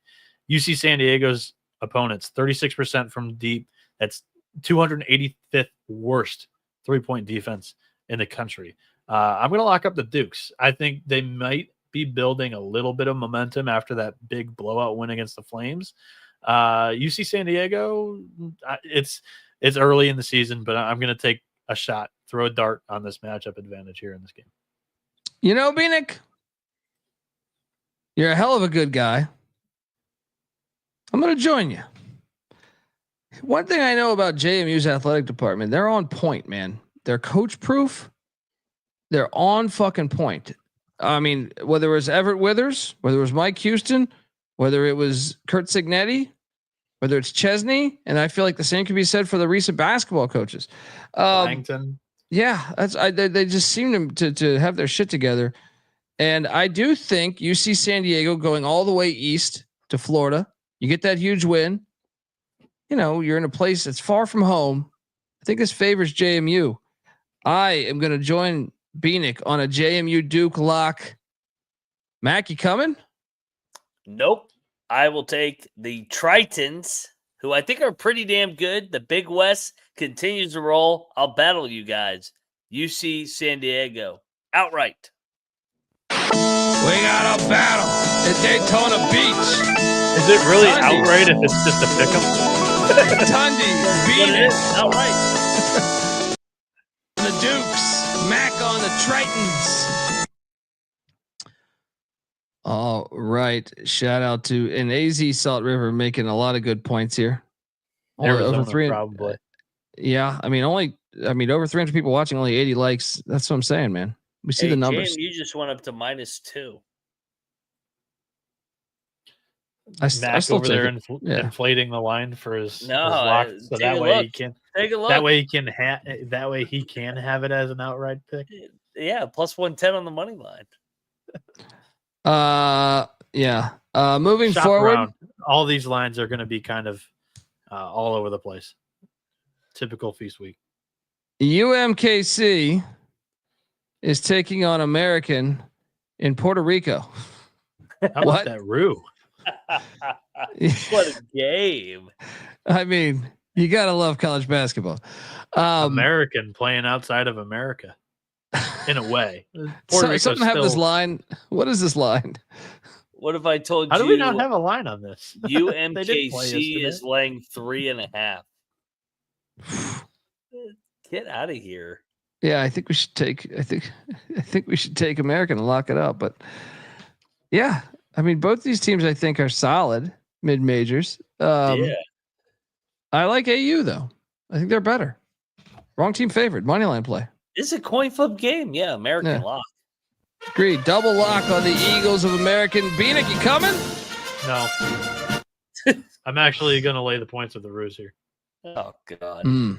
Is that your image right there? Is that you? Moving along, the very golden Knights. This screen is very gold. The very, very golden Knights of UCF are headed to White Springs, West. Dude, so UCF football is in Morgantown. UCF basketball is in White Springs. Oh, well dude, crafted. Well fucking they probably crafted. traveled together. Yeah. Wisconsin is laying 3.5 points. I'm locking up UCF. I think UCF's going to win this outright. Mac? I'm going to join you. I think everybody loves Wisconsin off the Arizona game. As long as they don't shoot 70 free throws tomorrow, I think UCF's going to win the game. UCF, man, they've been feisty, especially as a dog. I think they get another one done. Let's go. I'm seeing 5.5 actually right now. So it opened at 3.5, Alfred, I believe, when I made the slide. So Bieniek, you coming with us? No, I'm going to be team Big 10 against Big 12 here. Still without Jalen Sellers. They beat Texas A&M, which is a big win. They beat FAU, which is a big win, but both of them were at home. Now it's a neutral floor. I think you could say the same thing about Wisconsin in this one, but I think I trust Wisconsin's style of ball to travel a little bit better than UCF. You know you're going to get a consistent defense with Wisconsin, and I'd rather take the defense on the road than a UCF. With I hope you get the not whistle, 100% backcourt. Double lock UCF plus 5.5. Shout out to Jock Chronic giving us $10. Appreciate you. We got to go buy his Jamaican rum now. Yeah, I mean, you got to tell me which ones to buy. I'll do that. Moving forward, St. Thomas, Wofford in Milwaukee. What? Someone tell me let's go to beautiful Milwaukee. I actually love Milwaukee. Great drinking town. What the hell is this line? The Tommies are laying 1.5. I think that's a good game. telling. It's a good game here. So Kempon has name? Wofford -1. I think they're to answer Mac's question, I think they're the bigger program here. And they have kind of been like everybody's preseason darling because they returned quite a bit of production, but they have not looked good. And they don't really play defense. Wofford's issue every single year is they're terrible defensively. Again, I'm going to dive into a matchup. I shouldn't be doing this early in the season, but 351st in opponent 3-point percentage. And what does St. Thomas do? Basically only. They don't do anything other than launch 3-pointers. 21st most taken per game, hitting 37.5%. That's 71st in the country. Lock up St. Thomas. I think this is going to be a smelly line to most, but there are Tommies. Let's lock them up. Bieniek, lock it up. The Tommies of St. Thomas. I'm staying away. In fact, give me Wofford. Mac? I'll join Noah. I think the Tommies are a better team. I think we're giving Wofford too much credit for whatever reason. And I think they're better coach. I think they're more disciplined. Tommies get it done going away. Tommyville, let's go. Double lock on St. Thomas. I'm not locking. I'm not battling them. Jock Chronic is the fucking other man. 20 giving for us the $20 now. bottle. There we go. There we go. Shout out to Ja. Did he reference what bottle we should get? I don't know. No. It's another super sticker, unfortunately. I got a lock here. What a game. IUPUI. Ooey Pooey is taking on Coastal Carolina in Huntsville, Alabama. These locations. How do you have a lock here? I have a lock here because I think Coastal Carolina's ass. Give me Ooey Pooey to win it outright. Alabama A&M's event center. Mac? A lot of events happen here. I mean, I do agree that I think Coastal's ass. I'll take Ooey Pooey, but no bet. They're also ass.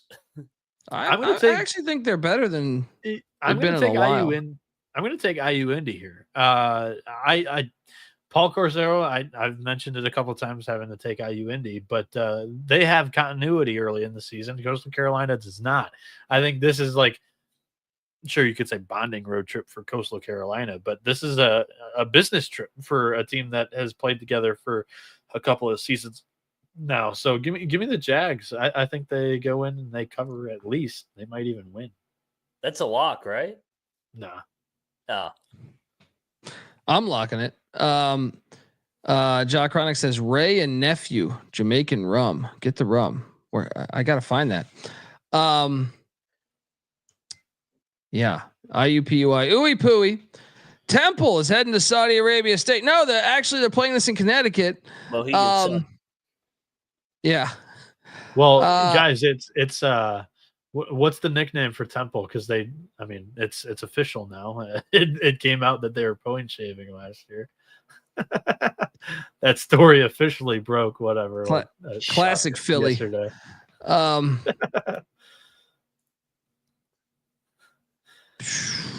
Give me Temple.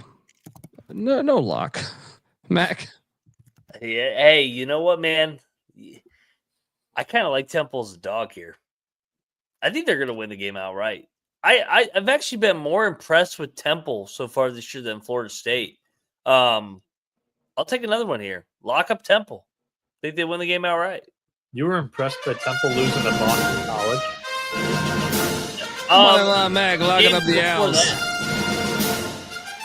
The game got away from them late against Boston College. They didn't get drilled by Boston College. They lost by 3.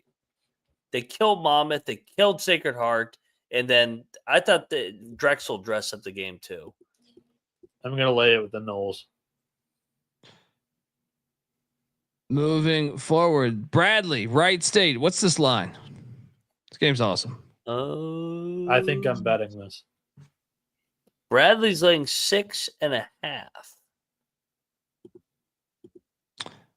I will lay it with Bradley. Mac. Give me Wright State. Bieniek. Close game. I'm gonna bet Bradley. Wright State could not miss against Princeton here yesterday, and they shot at 52% from three. Watching that game, I think they come back down to earth here, and they also struggle defensively. That's been this program's weakness historically the last couple of seasons. And Sargent, formerly under Nagy, that's been the weakness is defensively, and it hasn't really changed. 281st in defensive effective field goal percentage. Bradley this season 7th, also the 8th best 3-point shooting team this year.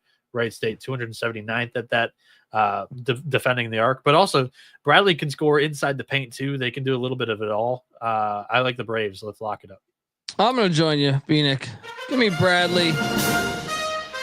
I just think they're better. They're just flat out better.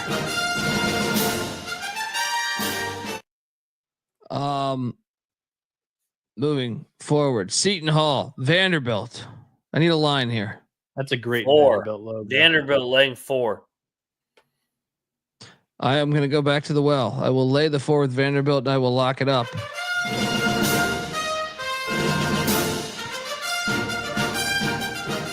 Mac? I'm going to battle you here. I'm going to lock up Seton Hall. I think they're going to win outright. I think toughness wins on a back-to-back here. Shaheen Holloway, get up spot again. Overtime, buddy. Overtime. They're going to make up for their second bye game loss. Bieniek? Hall outright. Oh, I think I'm going to go with Seton Hall.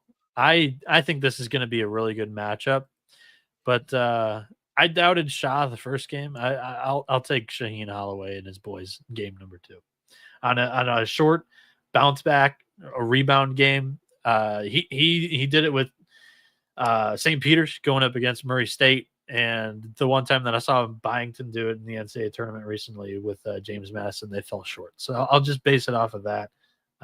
Give me Seton Hall on the points. Lock? No. Oh. We got a battle. Dundee with the Doors.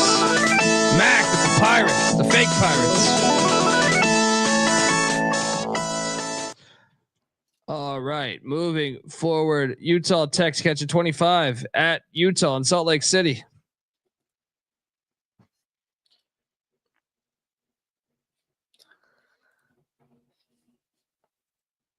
Give me the points, Mac. Why is this game at 5:30 Eastern? Yeah. Random. Yeah, give me the points. Bieniek? Don't overthink. I'm gonna lay it with Utah. Okay. Yeah, I don't have much conviction on either side of this game. Louisiana taking on the Flaming Libs of Liberty. Great logo with their fucking pepper. Liberty's laying 11.5. It's a lot of points. Way too many points. I mean, I don't know. Louisiana's not that good this year, but I'll take the points just because Liberty's like Virginia. It's like, what are they score? 48 points. Yeah. I trust that points. Bob Martin's going to have this thing, right. I think he's going to right the ship. They've played a really tough schedule so far this season. Kent State, Houston, and Rice beat them by 22 in a look-ahead spot to this. I think they cover. I'm locking up Louisiana. Liberty just played the game out of their minds against Charleston on Sunday. Louisiana, like Noah said, sometimes you got to buy low on some of these teams going to. They sucked right before the tournament. They go to a different island. They find the mojo. Give me Bob Marlin, well coach, single-digit game. I'll lock up Louisiana. Rob, it's 3 a.m. Forgive me. Lock it up. The Raging Cajuns plus 11.5. All right. Lamar is in Akron, Ohio, taking on Akron. Strange, weird, but true. What's the spread of this fucking game?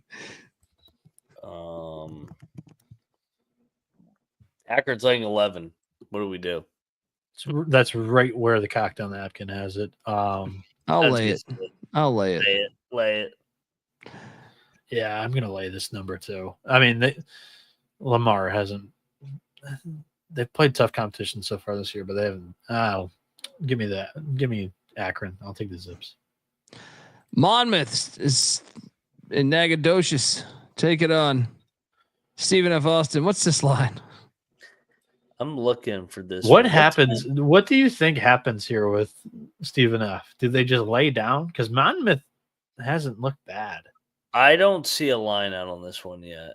I'm probably going to take Monmouth in the points, and considering I just think they're going to be dogs in the spot. But yeah, they'll be a big dog. Yeah, I might even bet them. I might even bet them, to tell you the truth.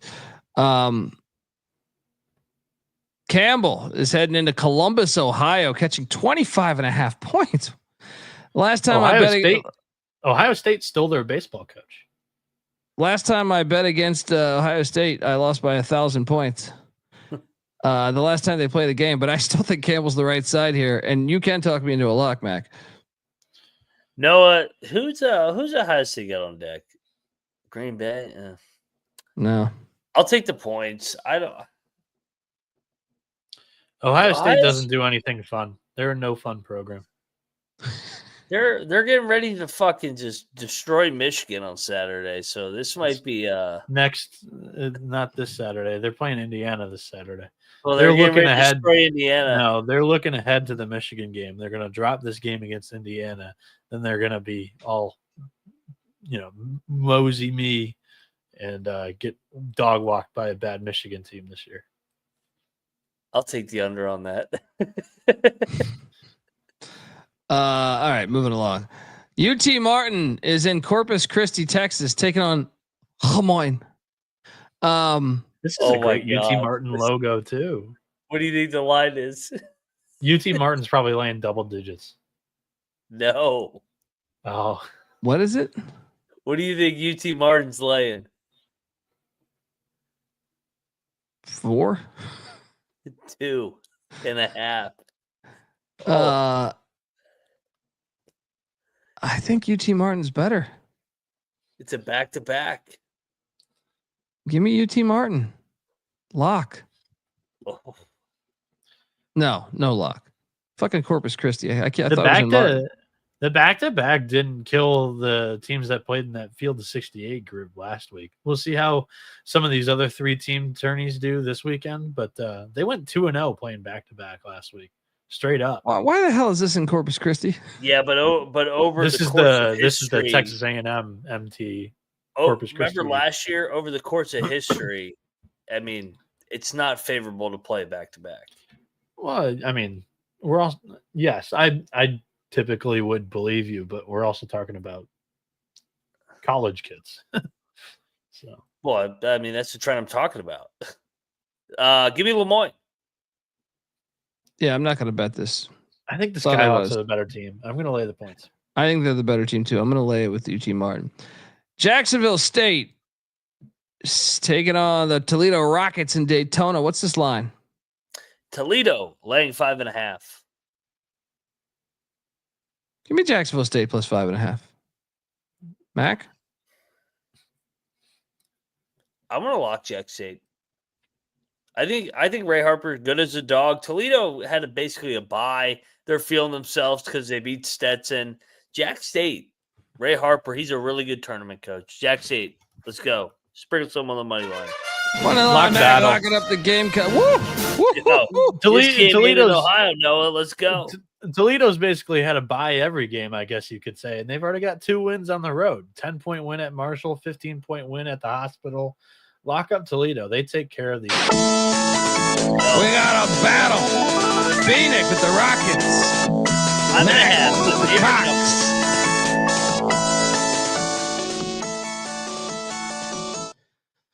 All right, moving forward.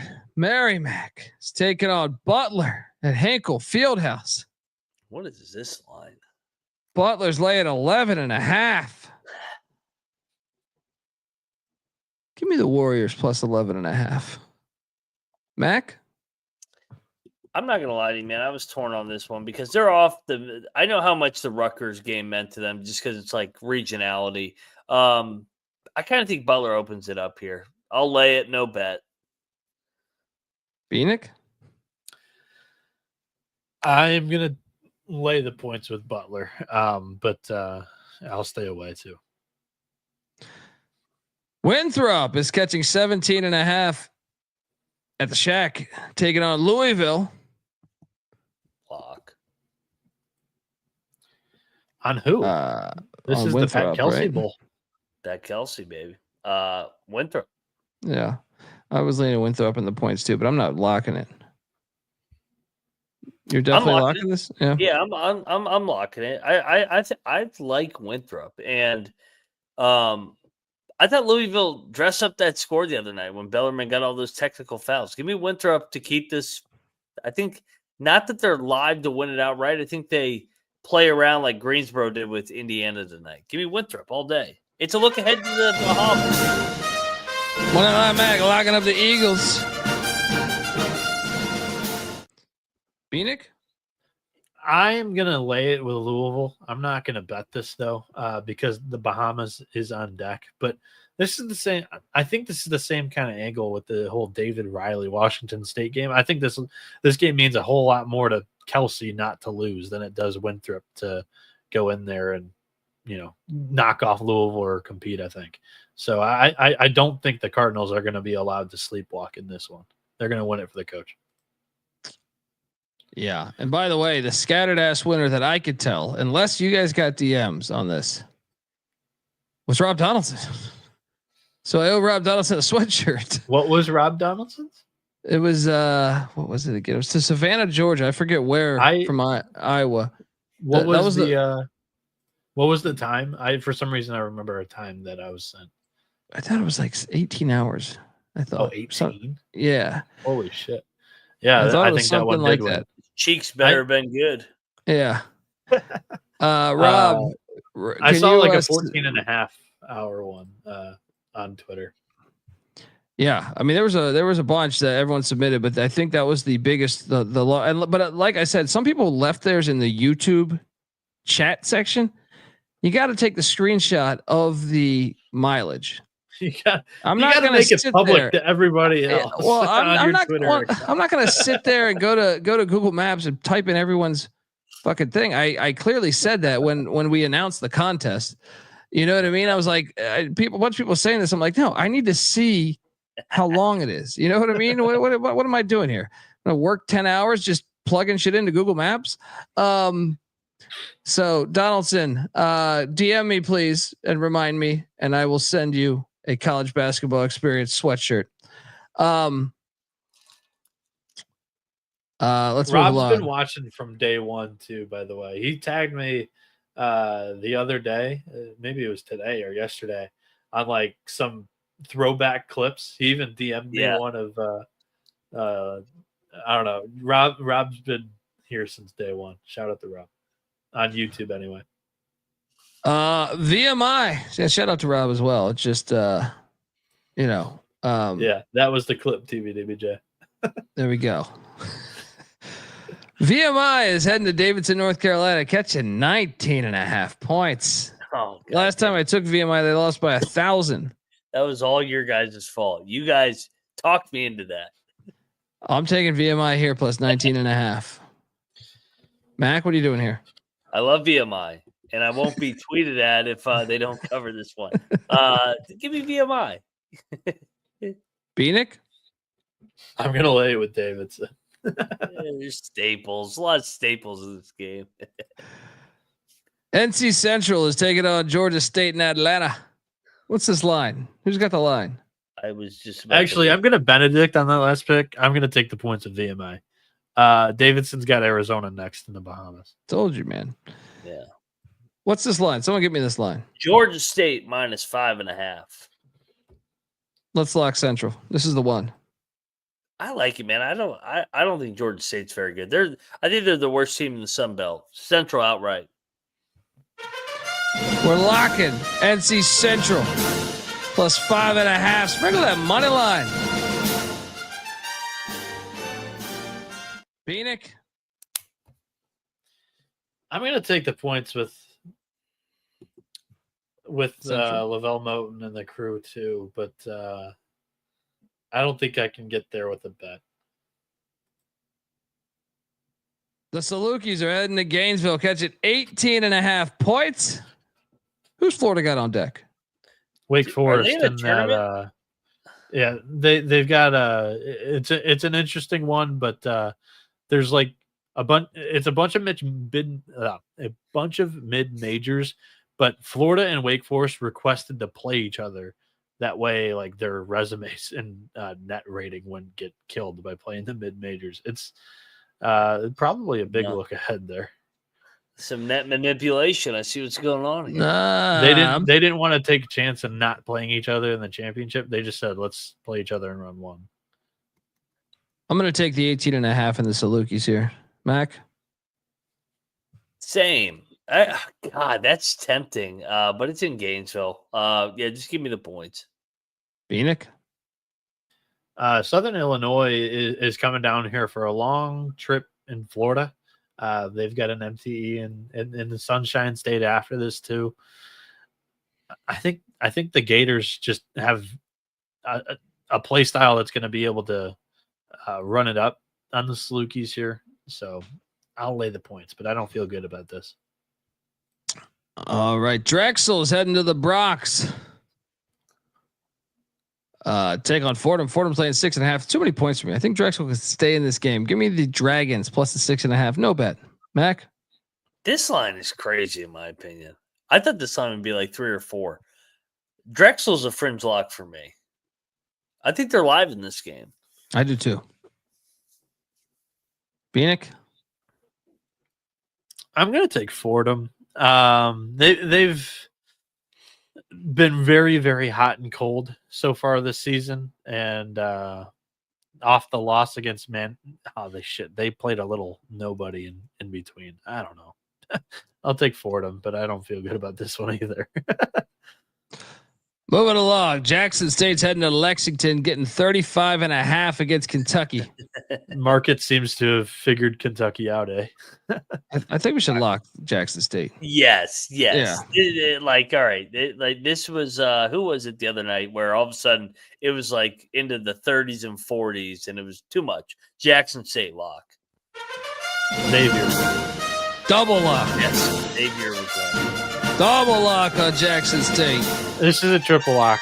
Yes, there we Cocktail go. Cocktail napkin only has this as plus 27. Yeah. Pretty big overreaction to Mark Pope, and people kind of dug up his history. He just kicks the shit out of these teams in the non-conference. Both with BYU last year, they were doing it. They were abusing the net, and this year they've scheduled pretty good competition, and they've still kicked the shit out of some of these teams. Wright State by 40, Bucknell by 28, and Lipscomb by 29. But I think Jackson State's able to keep this one in the middle, cover this. Triple lock on the Tigers plus 35.5. And like Capper's saying in the YouTube chat, wait on this maybe a little bit. Kentucky's probably going to be public. They usually always are. That is true. You could probably get this at 38. Yeah. They ain't going to win by 55. Get out of here, Petrollo. Go ahead and clip this when they do, though. They ain't winning by 55. No way. Chicago State's heading into Terre Haute. What's this line? I feel like this is a... I don't see this one. Oh, Indiana State's line 15.5. Oh, what? Oh my! Chicago God. State's rough this year, guys. 15. Indiana State's rough. Oh, I'm locking up Chicago State. Give me the 15.5. It's too many. They're off on this. I do want to bet this, Mason. I don't think Indiana State should be 15.5 point favorites against any team in the country. Mac.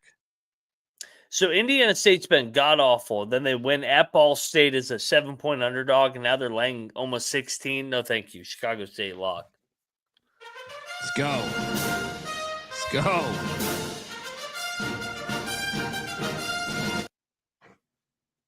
I'm laying the points. They won by 10 at Ball State. You don't think they can extend a little bit of a lead at home against Chicago? That is a rivalry game. That is a rivalry game. Yeah, and they went on the road. And I disregard. I'm just saying, disregard that. To me, like that game never happened. You know what I mean? Like, I'm serious. Well, no, because it's a rivalry game. Like they focus on that. That matters. And like this one does not matter. They had a week off in between. They focused on this one. They don't have anything after this. All right, Southern Indiana after this. Hold on. That logic makes no sense. A week off in between, you can practice and look at a little bit of film. If there was like 3 days in between, maybe you look over Chicago State. But an entire week, I don't. They played out of their minds. This was like their Ball State game was a complete outlier compared to what they have played the entire. We've seen them play 3 games. I don't know if we can call anything an outlier so far. They lost to FAU by like 40. FAU is on a different level. Indiana State's a complete new team. Okay, are they not a still new team in Game 5? Chicago State is not good. I'm well, just not only lost to the Ramblers by 7. That was the same kind of get up game. I'll cross that one out, Colby. That one doesn't matter. That's my fucking it's an point. Inter-city rival. Hello. And then they've gotten drilled in every other game. Yeah. Lost by 20, lost by 50, lost by 50, lost by 20. They have not been competitive this year. That's my fucking point, though, dude. Is that them and Indiana State are the same? No, they're not. I'm gonna lay the points. Let's move on. Too much time in this game. Morgan State, Buffalo. What's this line? This is a shit fest. Buffalo -3. Damn it. I was hoping to get more value with Morgan State. Give me Morgan State, but actually, no, I think Buffalo probably wins this. I'll lay it with Buffalo. Mac? I'll take the Blue Bulls. Not a lot of I'm going to take the Bulls as well. Yeah, good number. Colgate, Harvard. Great game. What's the line here? Fun game. I like this matchup. This is pretty good. Colgate laying 2.5. I think we should take Harvard. This is a fun game. I like this game. I want to watch this game. I'm probably not going to catch this game. I like regionality. I like just to me. Yeah, I think this is a good matchup, but I just think this slate's loaded, and I've only got 3 screens. 4 maybe. Give me Harvard though. I'll take Harvard. No lock. I'm intrigued by the matchup though. I'm gonna lay it with the toothpaste. I don't think Colgate should be laying points on the road this time of year. I don't think they're very good. So yeah, give me Harvard. Next up, Army. It's heading to the Bronx. I love how Manhattan. You can't go to Manhattan. They're in the Bronx, taking on the Black Knights. The Jaspers are. What's this line? Army's like 1.5. So is this Fordham's MTE? Yes.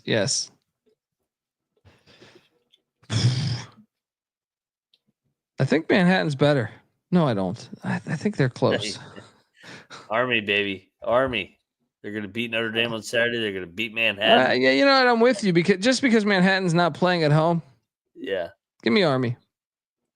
Trust the mojo. Let's go. Bieniek. I'll lay the point with Army too. William and Mary's catching 15.5 against the Pussy Pack. You got to take the 15.5. You got to take the 15.5. William and Mary's quite snobby in their own right, in my mind, though. But this line's a little off. Give me the points. Yeah, I mean, NC State's got the Final Four rematch on deck against Purdue, but I don't know. This line still seems a little short because NC State's been drilling some of these teams, and I think I'll throw William and Mary in the same bucket. I'll lay the points here. I don't feel great about it though. Hang on. NC State's been drilling these teams. A bunch of these ones covered. they drilled Colgate and they drilled USC Upstate. Presbyterian and covered. Carolina. And Coastal covered. Yeah. This is kind of regional. That's why I think it fits more into the Presbyterian and Coastal angle. I like Bill and Mary. Bill and Mary. Let's go. Syracuse, Texas Tech, and Brooklyn. What's this line? 10.5 Texas Tech. I will take the 10.5 in Syracuse. I just think playing in Brooklyn is a huge advantage. So I'm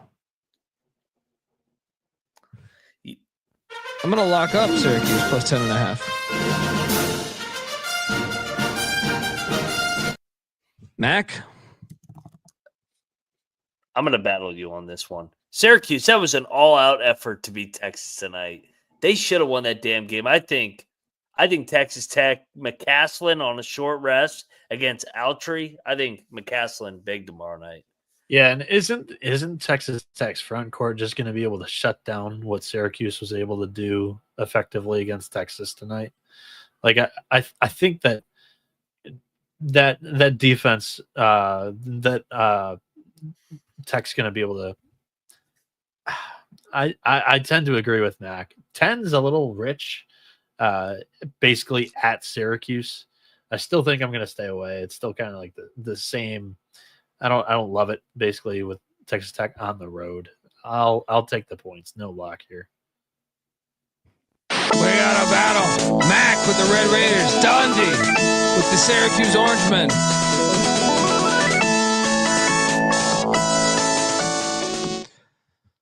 All right. St. John's is taking on Virginia in the Bahamas. What is this line?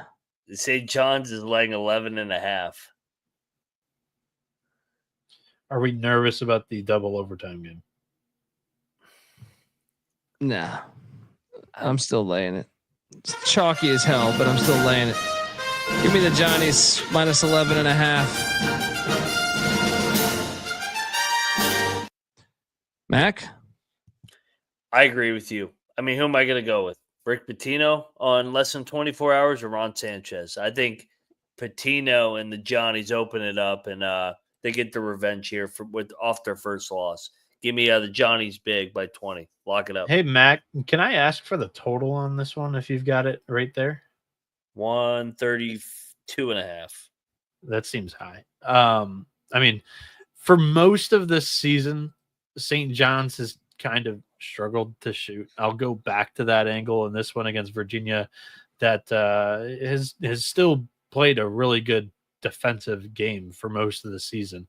And it didn't change against Tennessee for 35 minutes of that ball game. I think that if you are a little bit nervous about St. John's coming off the double overtime game, the under's probably the better look.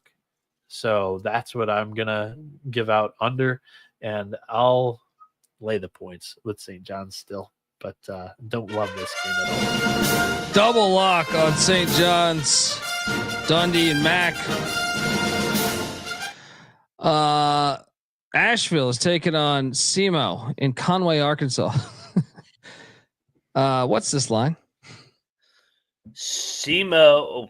Asheville's laying 9.5. Now, Asheville did not play tonight. I will lay the 9.5. Mac?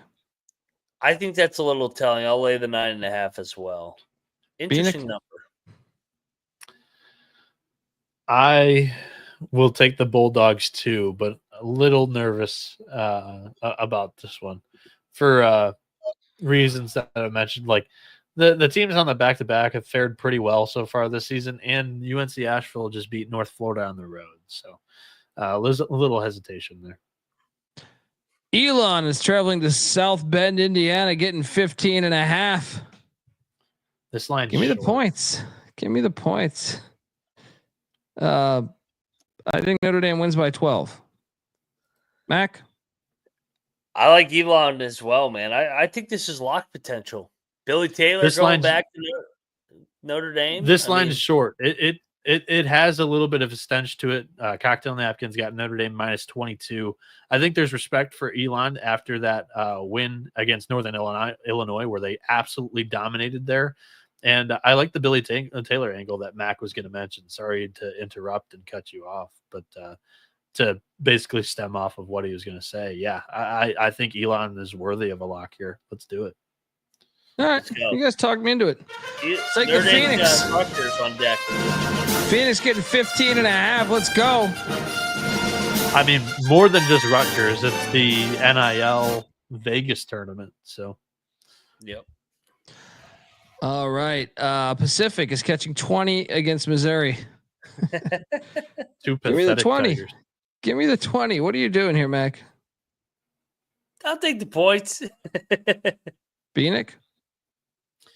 Yeah, I'm going to take the points too. I think I've actually liked what Pacific's done a whole lot better than Missouri so far this season. ULM heading to Natchitoches. How do I pronounce that? Natchitoches. Yeah. All these fucking. This sounds like the other town. To take on Northwestern State. Yeah. What the hell's this line? 4.5, perfectly placed. I'll lay it. Let's lock it. Northwestern State. Let's lock this. You make a good point. I mean, Northwestern State's been knocking on that door. I mean, they should have beat Rice. They were competitive with Oklahoma. Let's go. Let's lock Northwestern State. My guy Ricky. Let's go. Rora. They're better. Lay it. Bieniek, you coming with? No, I'm gonna pass. I'll take the Demons though in this game. New Orleans. I love regionality. When I see this game, I say I want to watch this game.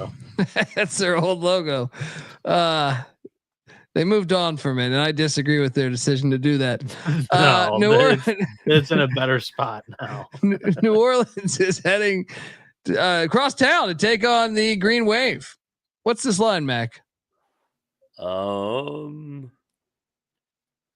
Tulane laying 17.5. Ugh. Oh, give me New Orleans. Give me New Orleans in the points here. I'll take the points too.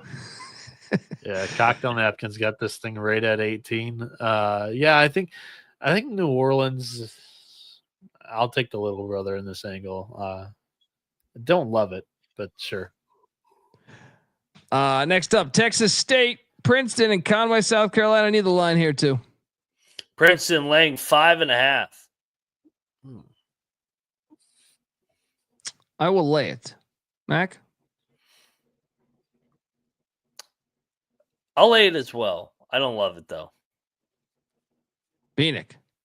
Princeton's totally tanked their power rating from the beginning of the year. At some point, there's going to be a buy low spot, but you just got to let them hit the basement before they can start to climb out of it. And I don't know if they've hit the basement yet. That was a brutal performance today against Wright State defensively. So I'll take Texas State. I don't love this at all, but I'm just going to stay away from Princeton for right now. It's again like the same angle. Texas State got absolutely blown out. Princeton got blown out, but this has been consistent for Princeton. I don't know what's going on over there. VCU is taking on Nevada and Charleston. This game's awesome. Great game. What's this line? I wish it was in the winners bracket, but this is still an awesome game. Nevada is laying 2.5. Is there any chance Davison misses the game? No, he played through it tonight, right? No, he was out, and then they brought him back the final possession. Yeah, I mean, he came back with like a bandage on his head. I think if that game went longer, he probably still would have played a little bit more, right? Well, they had him out for like the majority of the fucking game. That's why I was like, no, he played like 28 minutes or something tonight. Like he only missed like 10 minutes whenever they were bandaging him up or whatever. Really? I thought he only played the. Give me Nevada. I think they're better. I think they're a better basketball team than VCU. 43 and 44 in Ken Palm respectively, or VCU and Nevada. Yeah, no lock on this one because I actually could see VCU's athleticism also. I think. What's the total in this one? This one might be 140. some tired legs on defense. Both of them love to shoot the 3 ball. This one might be because VCU is ready to break out after a defensive struggle against Seton Hall. That would be my angle. I take the Rams here, but both teams might be able to score some points in this one. Mac, what are you doing here? VCU outright. I'll lock it up. I think they bounce back. I think VCU is better than Nevada. Two good teams. I'll trust Odom on short rest over Alford.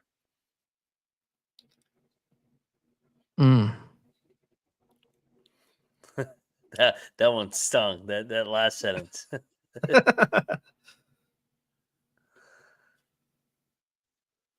He's gonna like that. Let's do some battle. Give me the Wolfpack. Give me the Wolfpack. Battling Mac and VCU.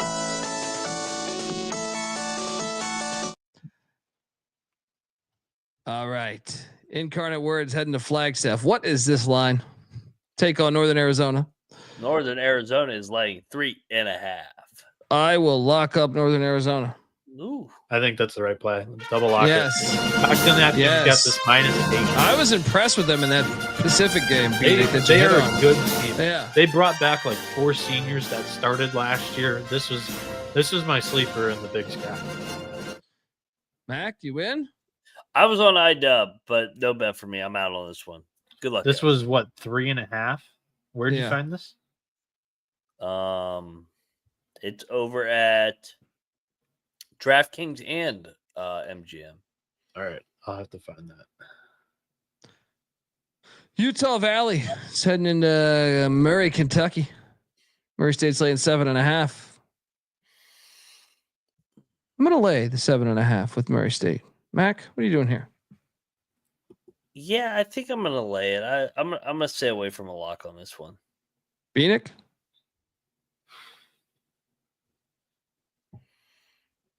I am going to take the Wolverines. I don't love it. I think it's a real clash of styles, but give me the slower team. Both teams MTEs on deck. I don't love this game. The Colonials of George Washington. The Colonials of George Washington are catching 8.5 against Kansas State and St. Thomas. Lay it. Mac? I feel like this. I mean, goddamn K-State. This has got to be the right side. I think G-Dub's live. I'll take the points. I think it's going to be a close game. I think K-State makes some free throws, extends it to like 10 or 11 at the end. I don't think it's a comfortable cover, but I think K-State gets across the finish line. Bieniek, you locking up G-Dub?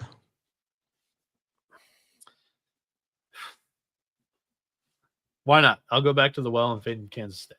I think they get to the line quite a bit. Bieniek locking up the Colonials of George Washington.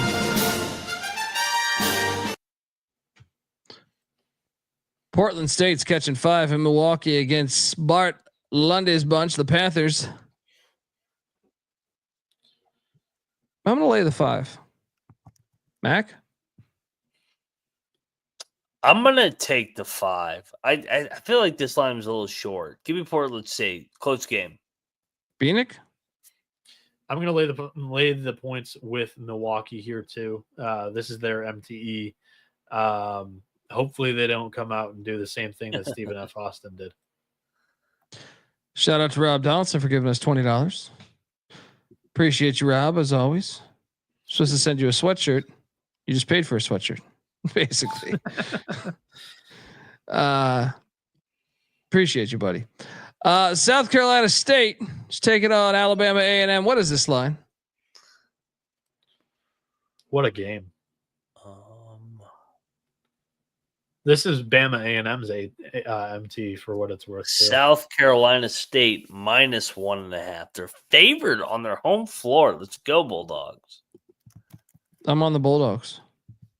Well, which Bulldogs? I know. It just dawned on me. I'm on South Carolina State, actually. I'm on South Carolina State as well. I think they're better. Bieniek? I'm going to lay with Bama A&M.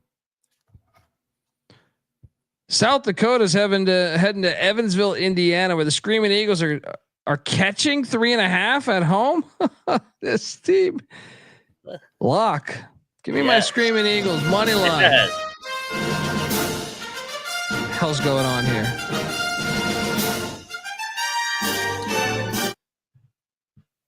Mac? Yes, double lock. I mean, how many damn road games is South Dakota going to play in a row? Let's go. Screaming Eagles fly together. Bieniek, you a Screaming Eagle? What did South Dakota do to the bookies to get favored in basically like all of these mid-major games? It feels like they've been favored like 4 times already this season. They are 5-1 overall. I mean, they played Southern Commerce, Mount Marty, Dakota Wesleyan, and Western Michigan. I'll take the points and lock this up. This is triple R. Let's go. Let's go. Welcome to the party, pal. Triple lock on the Screaming Eagles.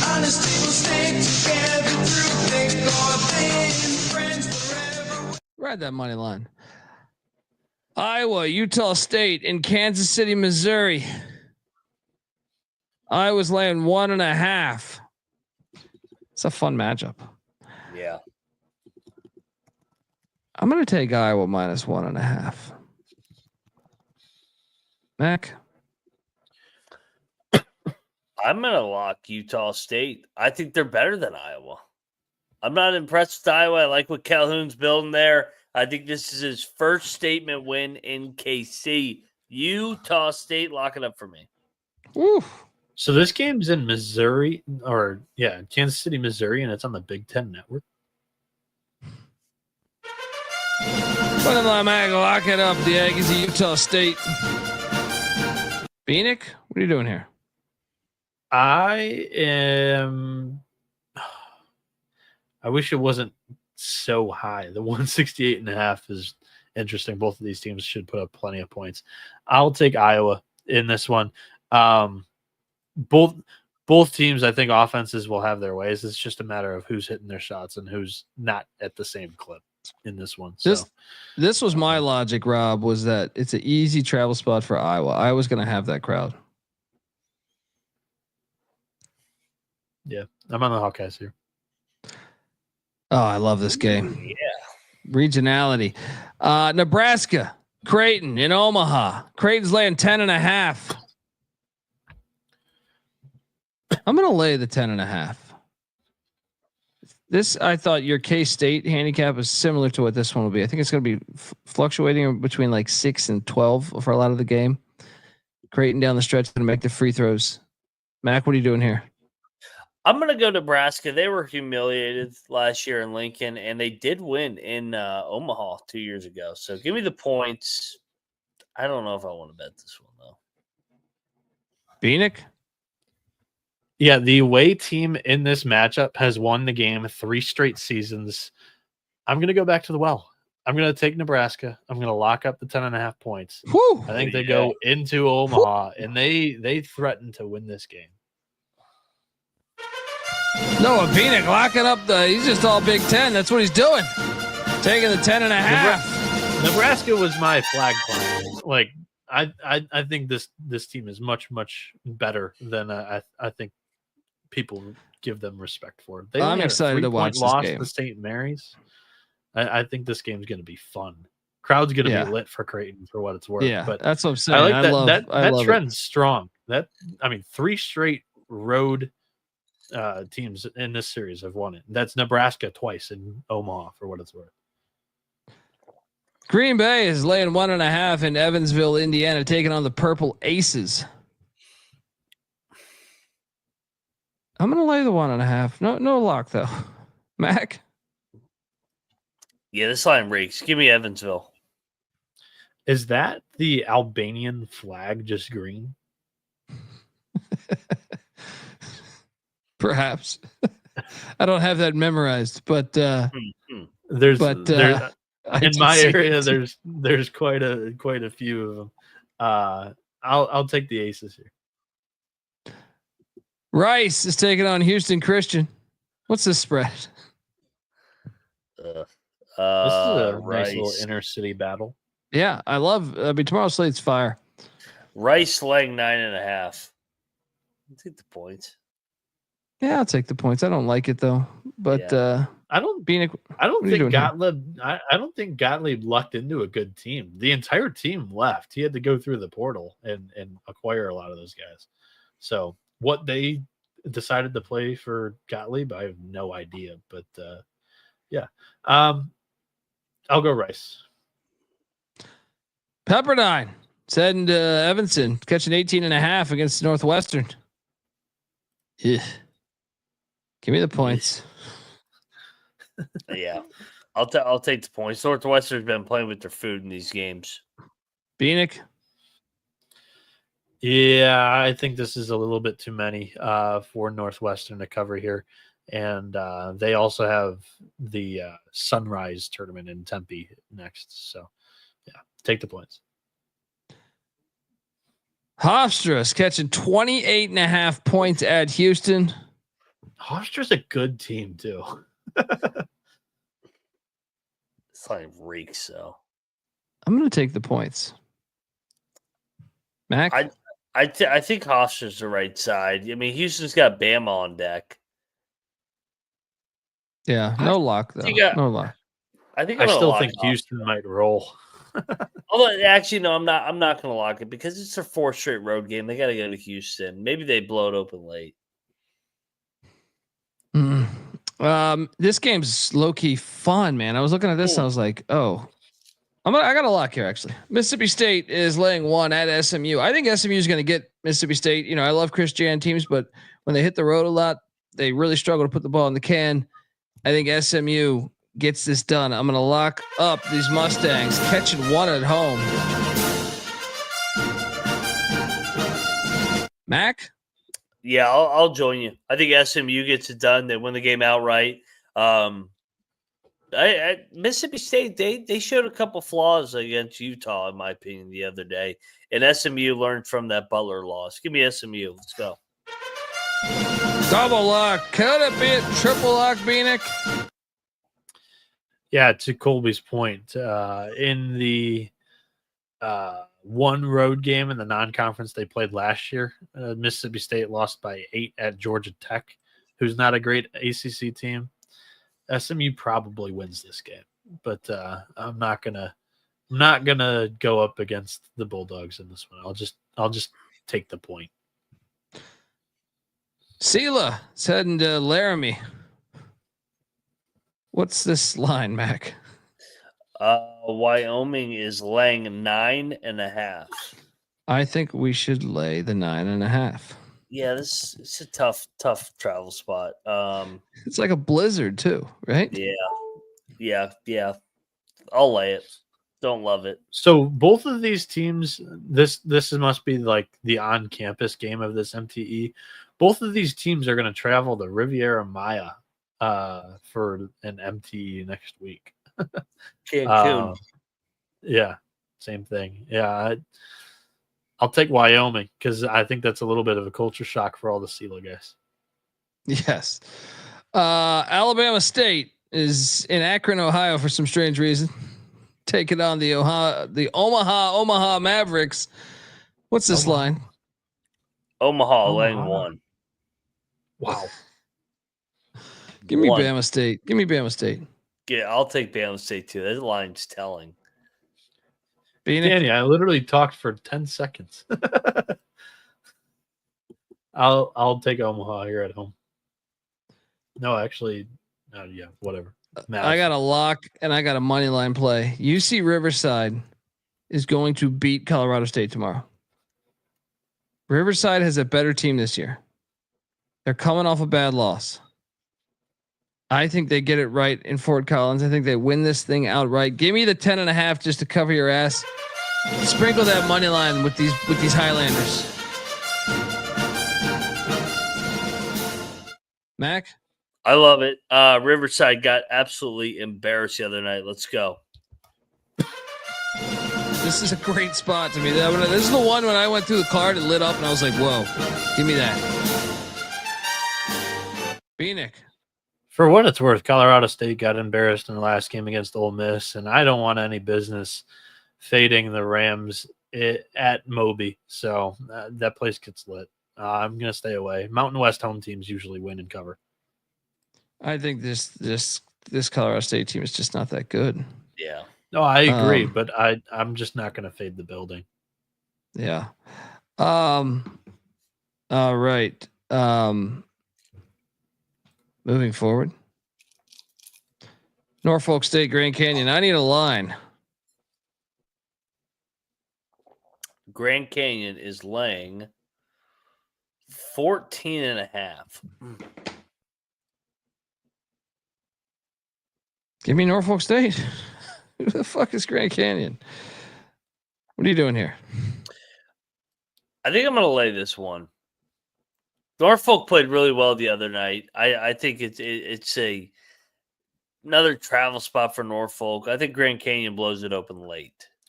Yeah, 4th straight road game here for Norfolk. I still think it's a little too many points. I haven't seen anything from Grand Canyon that shows me they're going to be able to win by 14 or 15, whatever we're picking this at.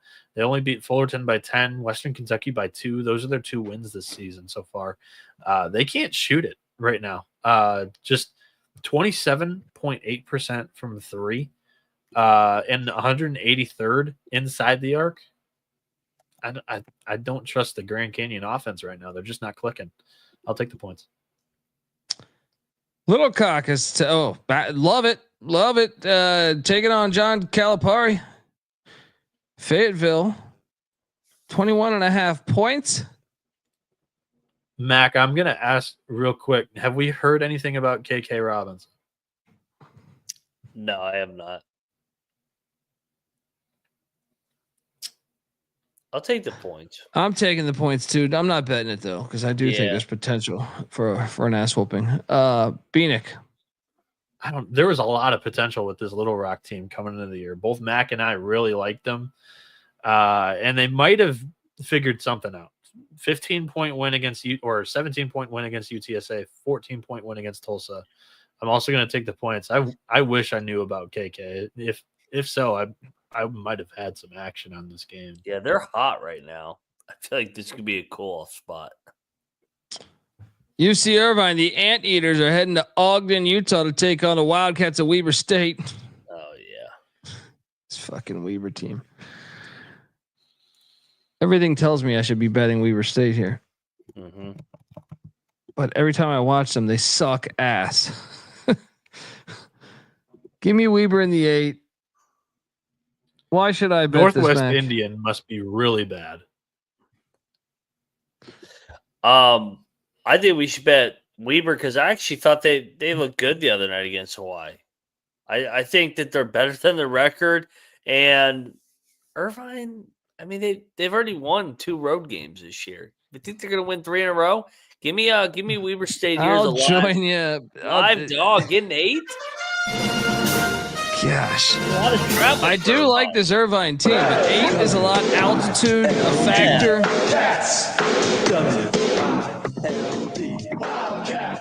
Bieniek?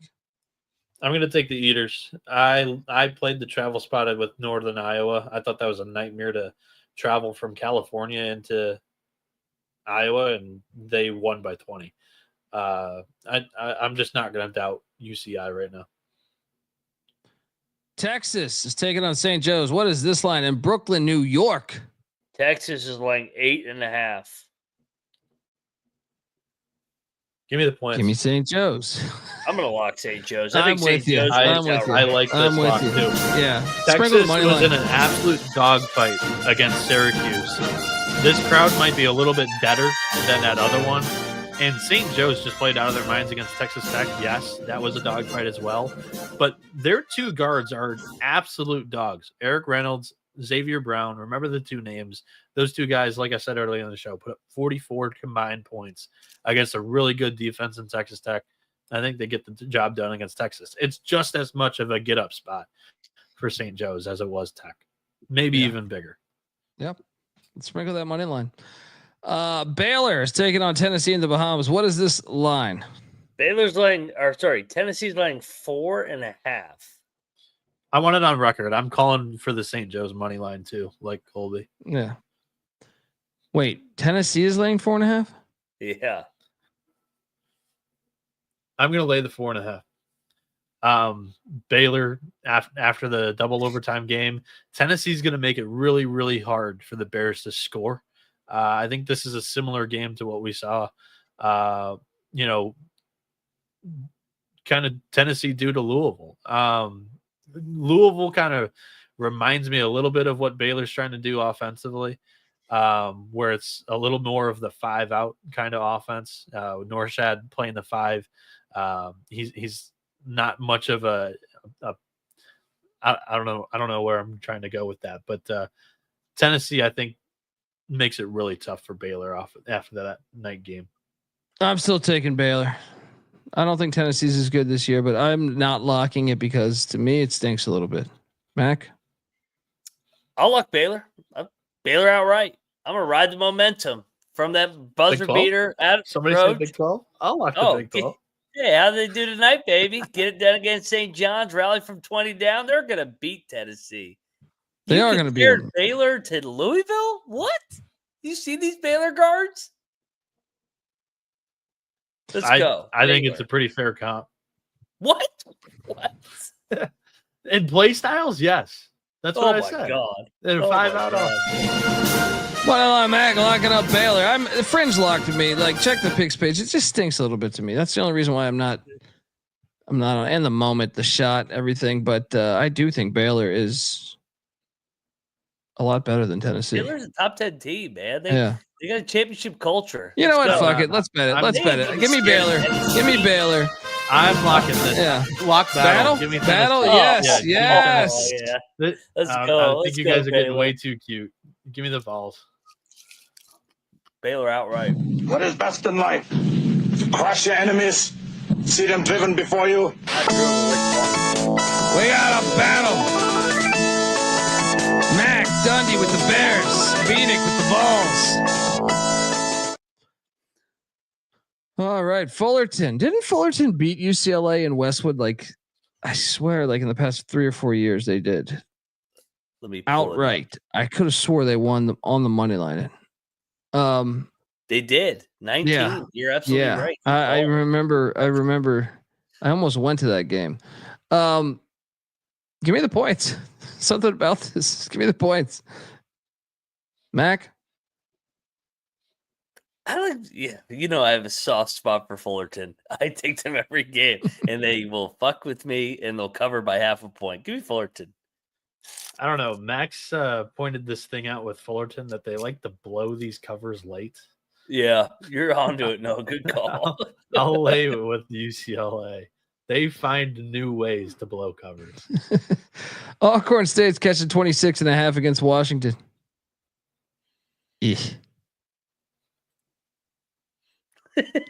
Give me the points. No bet. What is this game? That was a great handicap. Laying the slate. Give me the points, I guess. So Alcorn State, Mac and I were previewing this team in the preseason. We were like, do we trust a little bit of the program pedigree that they've created in the last couple of years, or just fade them because they have like literally nothing come back? 40-point loss to Utah, 50-point loss to Utah State, 30-point loss to Tulane, 25-point loss to TCU. I think if Washington was ever going to lay the wood on a team, it's right here. I'm going to lay the points with Huskies. North Dakota heading to Los Angeles, take on these LMU Lions. LMU's laying 9.5. North Dakota has been fucking with me all year. Give me the points. Mac, what are you doing here? I'll take the points, man. The Hawks been all right. Bieniek? Yeah, I'm going to take North Dakota too. They've been feisty this season. Southern Utah. Mac, I was thinking about why the hell is this such a short line? Southern Utah is heading into San Diego to take on Steve Lavin. I feel like they should be like a 7.5 point favorite here. What am I missing? Cocktail Napkins got them favored by 3 at least. I like San Diego. I don't know why. I don't know why. Southern Utah. That was a tough road game the other night at Loyola Chicago. They played well. I'm still taking Southern Utah. I don't know about San Diego might be a fringe lock for me. Check the picks page. This game's fantastic. Oh, sorry. Okay, yeah, I'm with you on the Thunderbirds. I thought you already said that, but St. Louis, Wichita State, and Kansas City, Missouri. Give me Wichita -2.5. I like that too. I think Wichita's tougher. I know they're talking about Robbie Avila potentially coming back. I think Wichita pulls away. No. Yeah. I don't think so. I originally had heard 4 to 6 weeks for Robbie. I don't think he's coming back this game. If so, it's too early. I think Wichita State's able to get this thing done with their defense. Yeah, I agree. I'm locking Wichita. It's fringe for me. Depends if I'm having a good day. I think I might get down on that action. Moneyline Mac locking up these Shockers against these Billikens.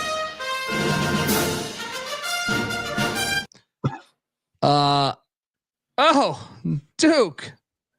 It's heading to Tucson. With all these games, I almost forgot this was tonight. Arizona's laying 1.5. Revenge after Arizona went into Cameron Indoor a year ago. Arizona did just get their ass whooped by Wisconsin. You know, I have issues with Arizona, David, but I am taking them again here. I will lay the 1.5. Give me these Wildcats. I'm going to bet it because I want to watch the hell out of this game.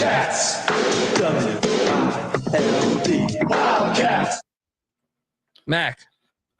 We know what Duke does when they hit the road in the non-con. They lose. Arizona pulls away. Caleb Love, the Duke killer, one more time. Arizona bounce back off Wisconsin. Let's go Wildcats.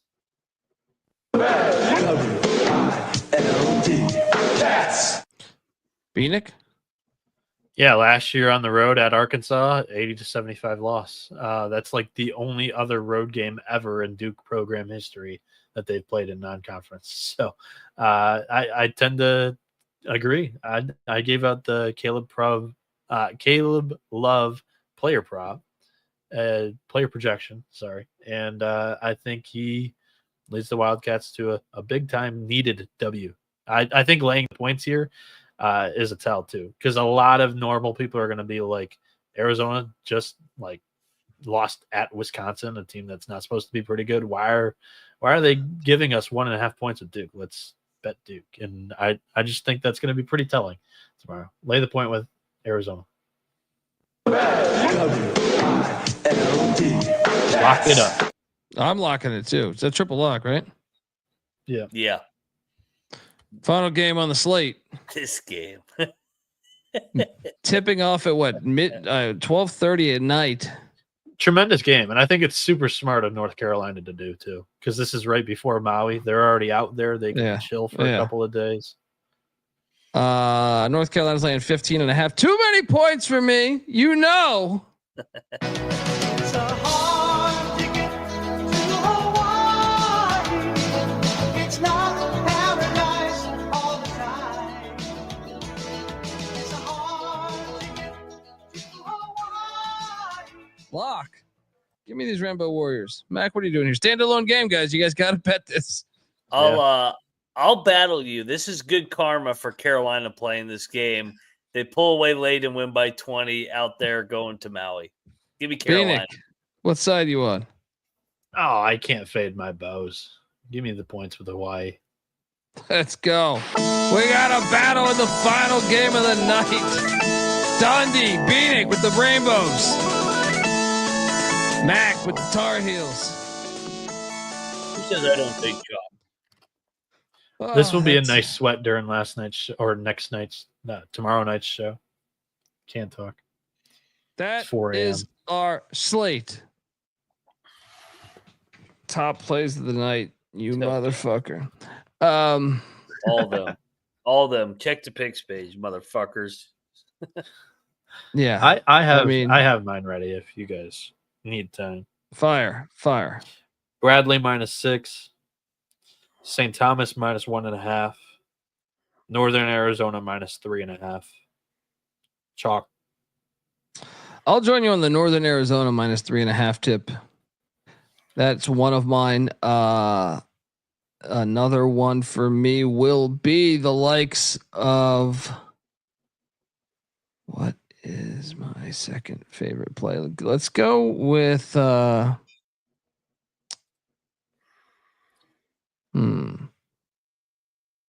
give me. I like Florida Gulf Coast. That's the second one.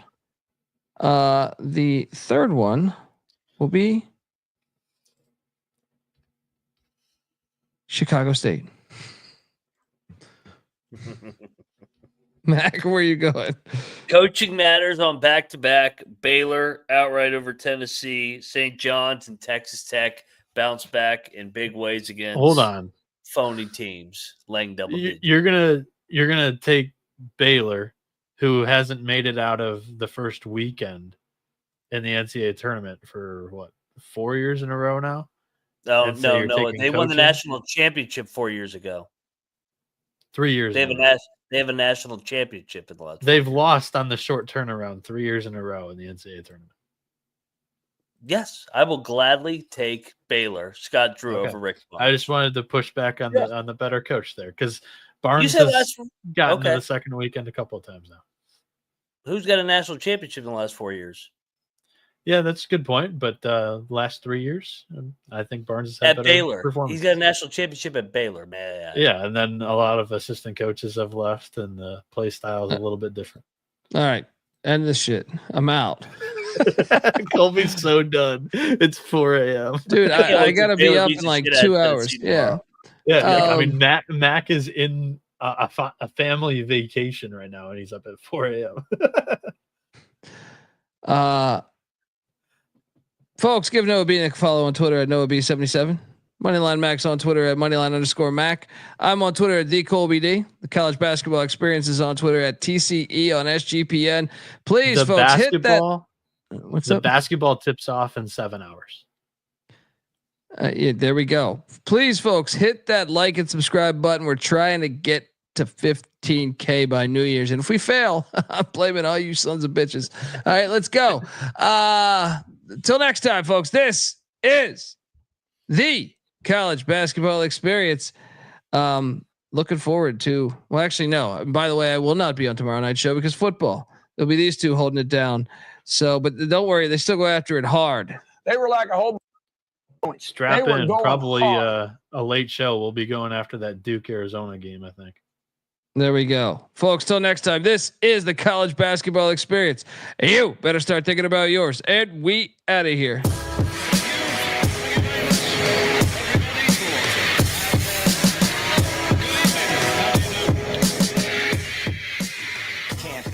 Celly's off, so I can't be found. I'm on a worldwide tour, touring every fucking curtain down. They say the Lord watches over my sins, over my head, watching hair as it thins. Over the ledge, it ain't letting me in. There's still regiments and relevance to letting me win. Win, lose or draw. You ain't prepared unless you are ready to lose it all. Losing a brawl? Yeah, that's a ride day. Good friends know my Nina Hideaway.